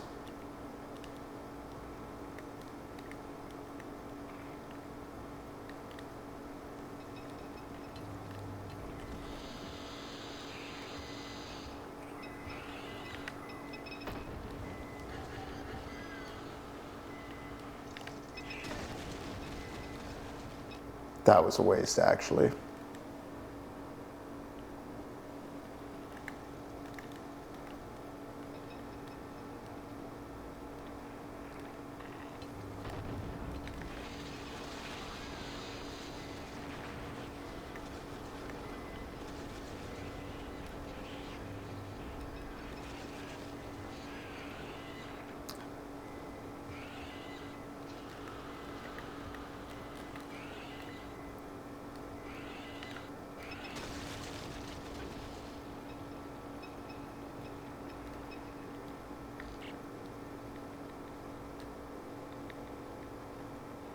Appropriate. Oh.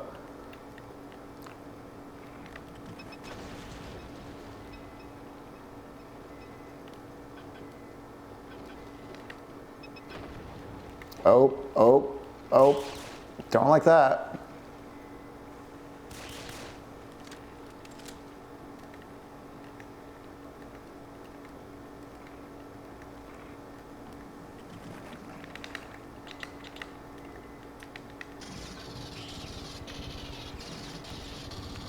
Don't like that.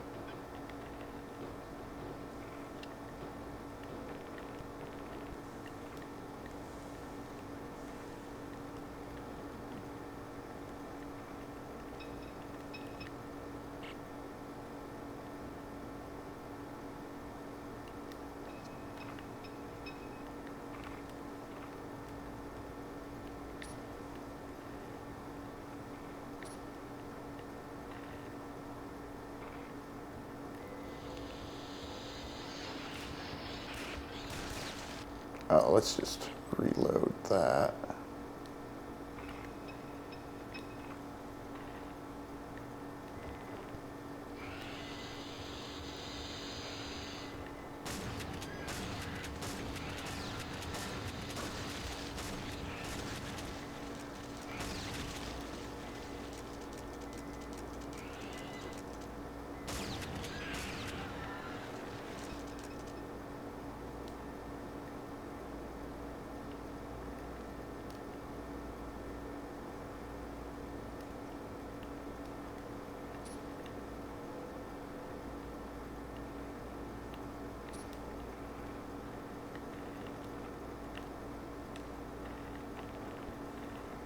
I take it that's where they came from. Nice.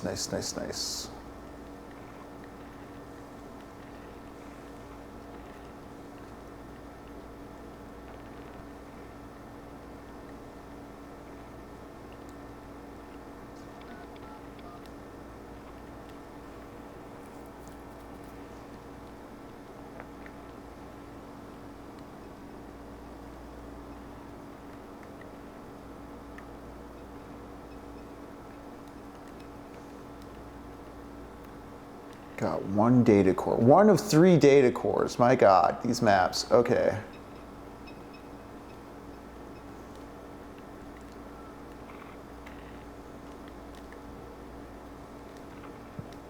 Yeah. I got some ammo back though.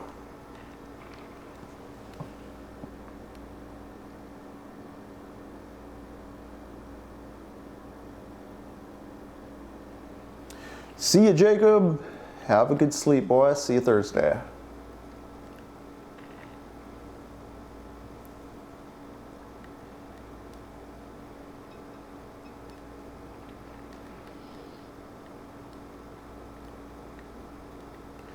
All right, I think I can continue on up.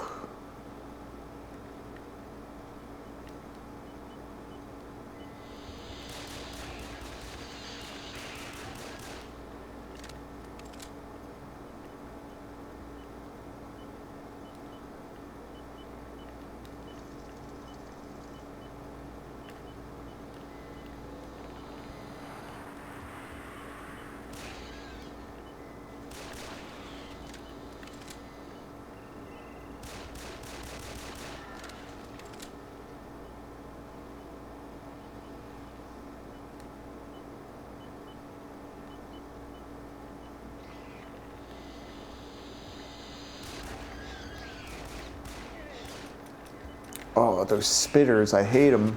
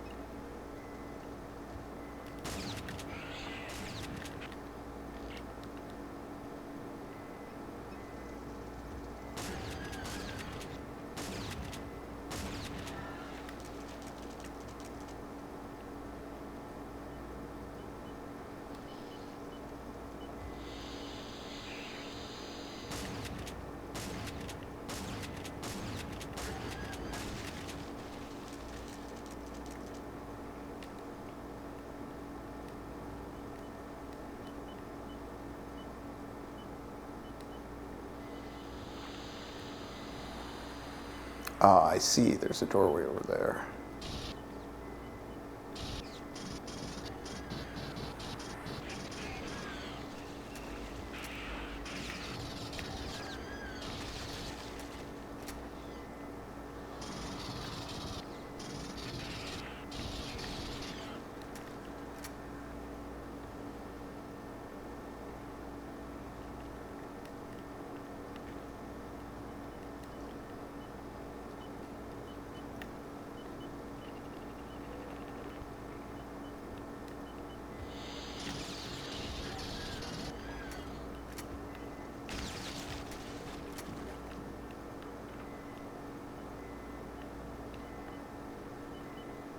Where?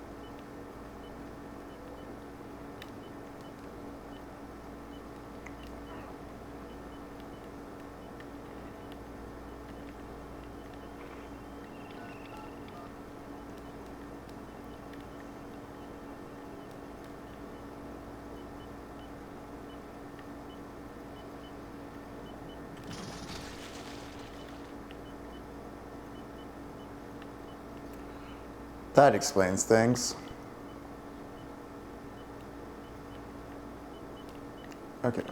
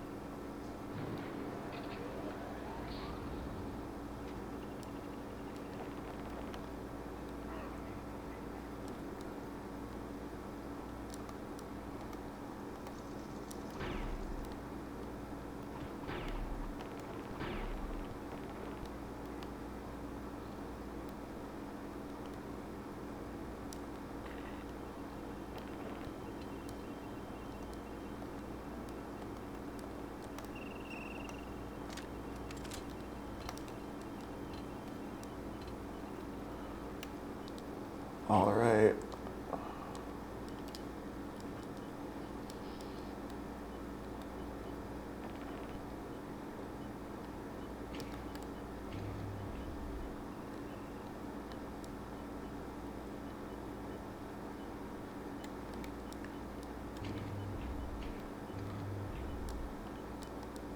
Oh, I see.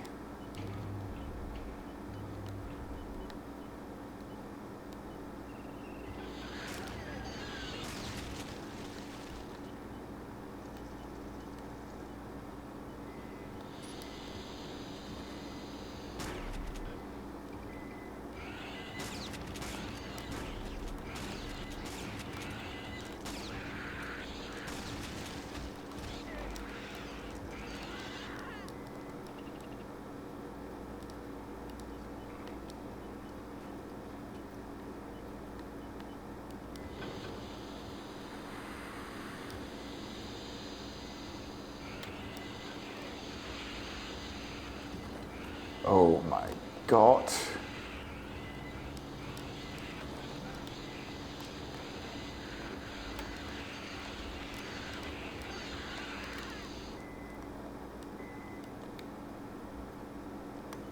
Okay.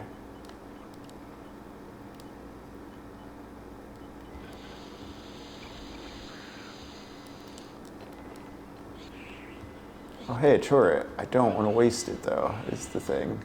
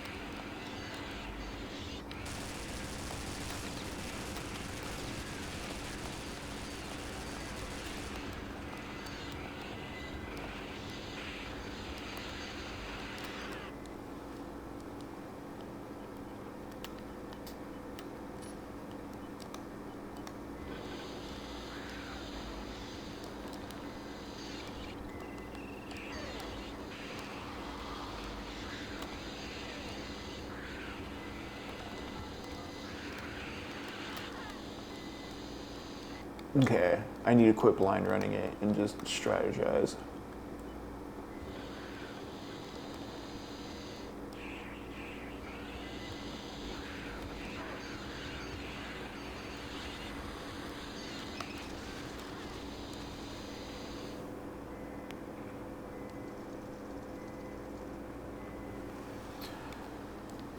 I'm thinking that L-Man, I'm just hesitant of wasting the turret, but also when I throw down the turret, if I do it in a bad spot, they will just kill it.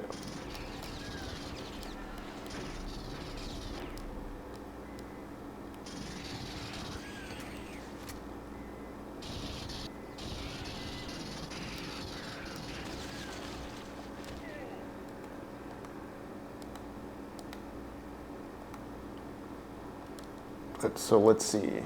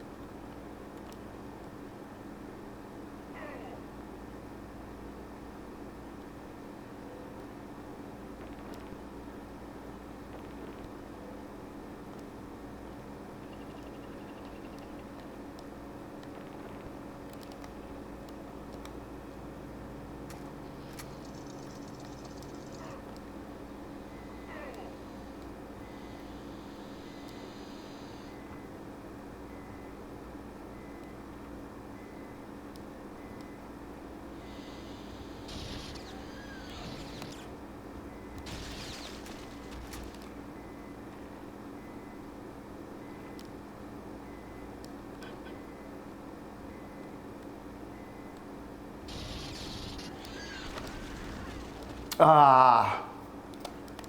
Okay.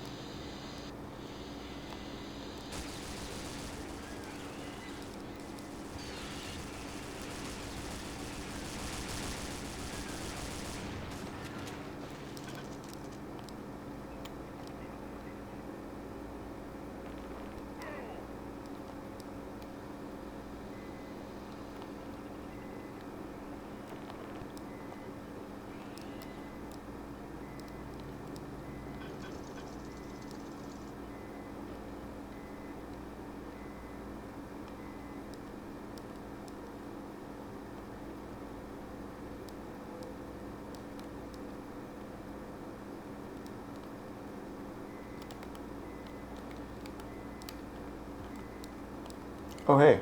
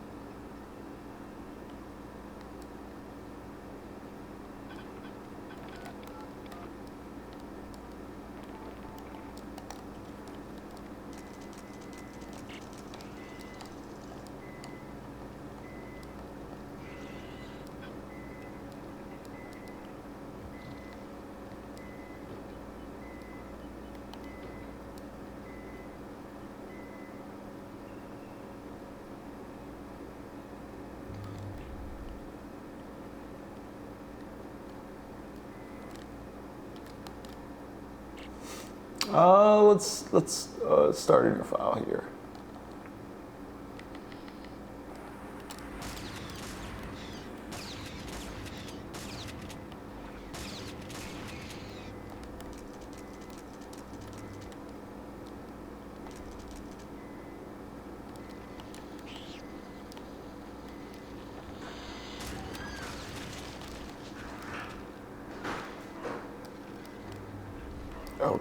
Oh God, there's a face hugger. Oh God, that's an egg. Oh Lord, what is all this? What is all this? What is all this?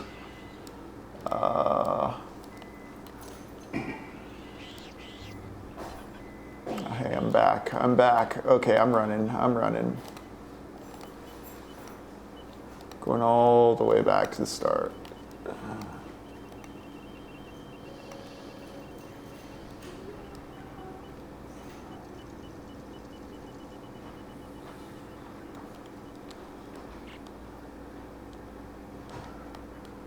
Kind of surprised I made that. Is this the right way? Is this the way I'm supposed to be going?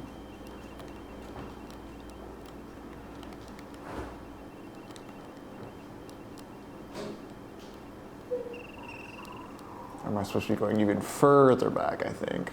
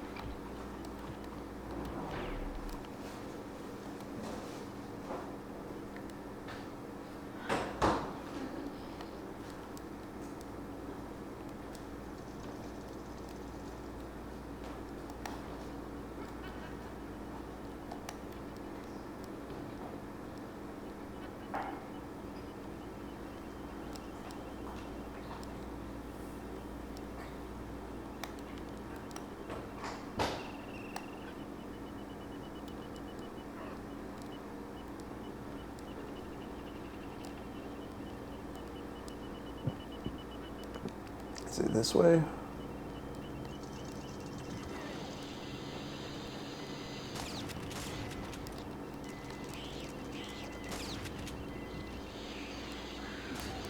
Oh, there's not really anything that way.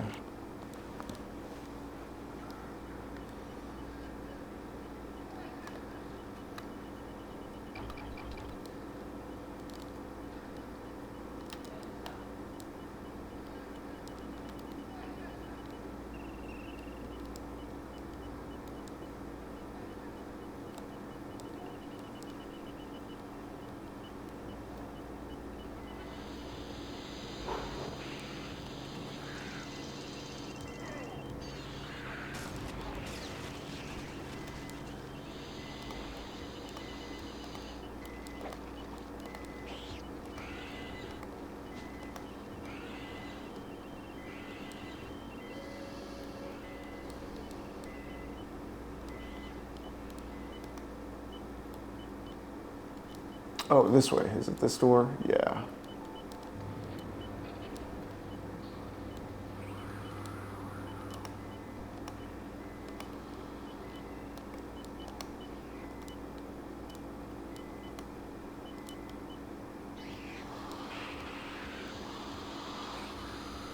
Boom, boom, boom. Boom, boom, boom, boom, boom, boom. Oh. Collect more intel on the way out, eh? Okay. Well, I know where to go now. Let's not waste time.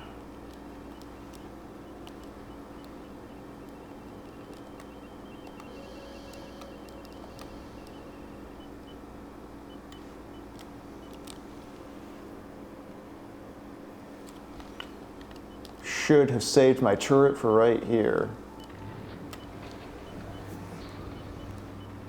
CL, man.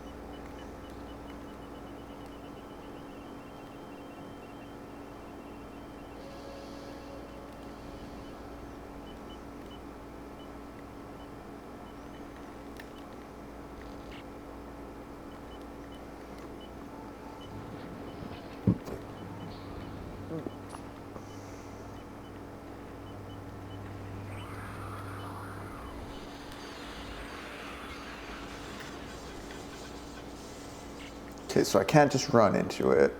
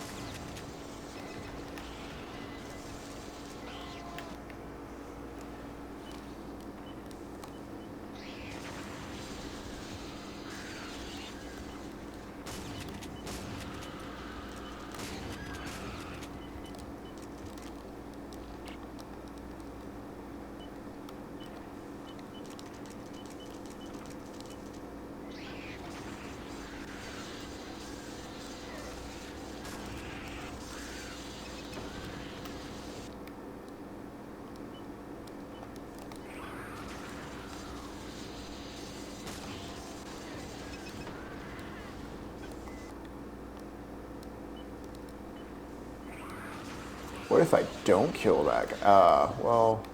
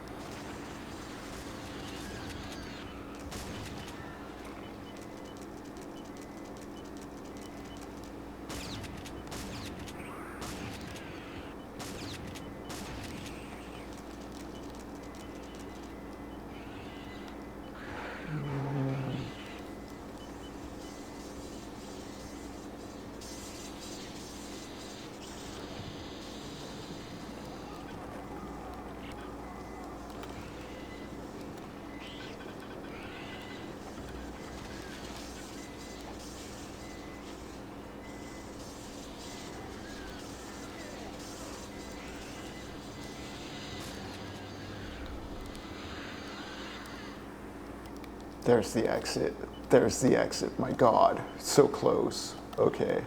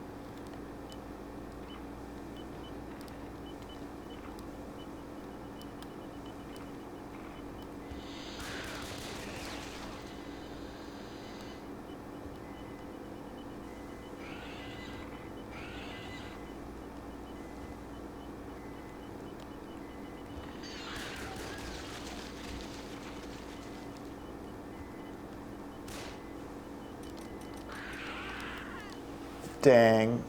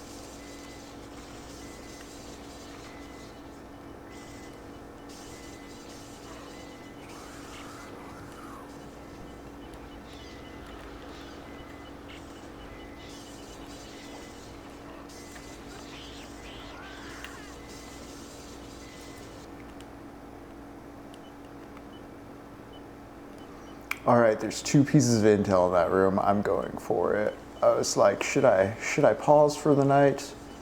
But no.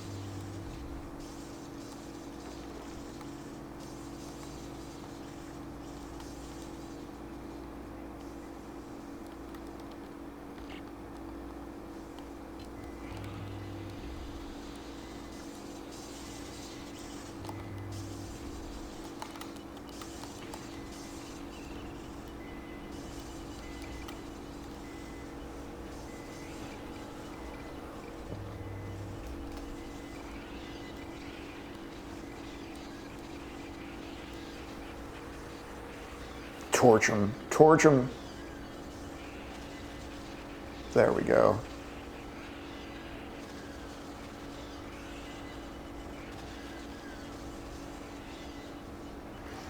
That's problem solving.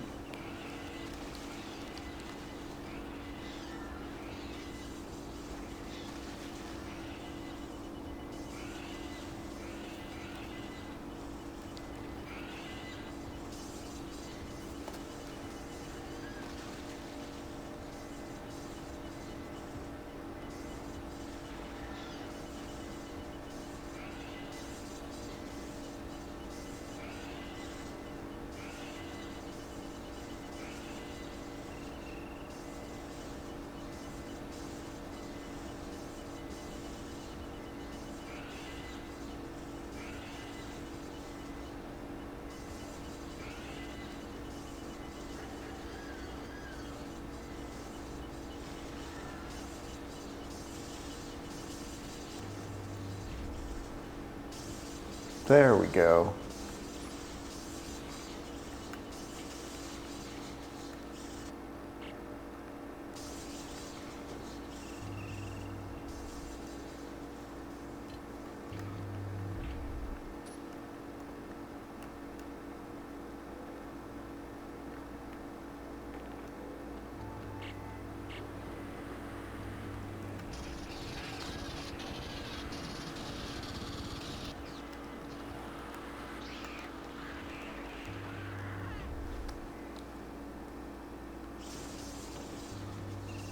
All right, collect the intel, straight back to the torch.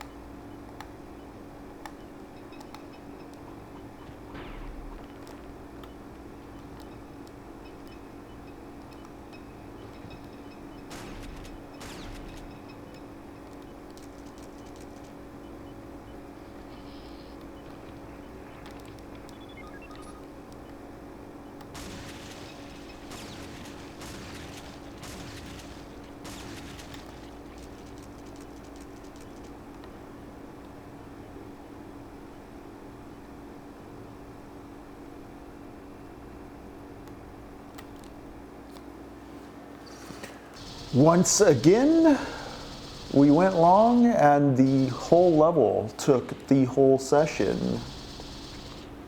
An hour 35, hour 58, considering reloading, loading, saving, all that stuff. Very intense final hour there. Damn.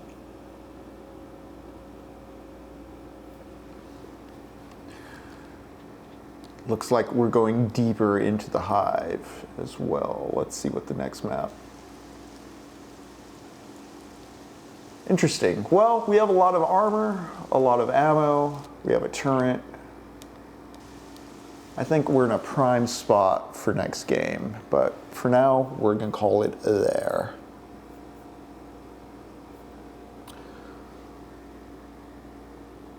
Ladies and gentlemen, theys and thembies, everybody all in between, friends beyond the binary, it has been a wonderful session playing Aliens Eradication with you. These sessions get very involving. This game's much denser than I was expecting. I was just thinking, oh, Doom with aliens, but no. This is a passion project, and it also is a total transmogrification of Doom from what was a game about going into hell, not just a video game, but as a piece of software that allows you to create your own thing, independent. Once again, this is totally free. This has been totally free. This has been an amazing piece of software to play. Completely surprised by how just elaborate and involved it has been. I'm gonna save again just because I'm paranoid. But what can I say? You've seen me getting through it. You've heard me rambling about Cyberpunk as I do it. We will be watching more movies on the Discord. Maybe we'll watch Alien through Alien 3. I didn't even say my thoughts on the Alien Trilogy tonight, so we definitely got to get around to that. We'll figure out what we're doing Thursday. Lux will be around for Shin Megami Tuesday tomorrow. But until then, everyone take care. This has been Techno Poverty.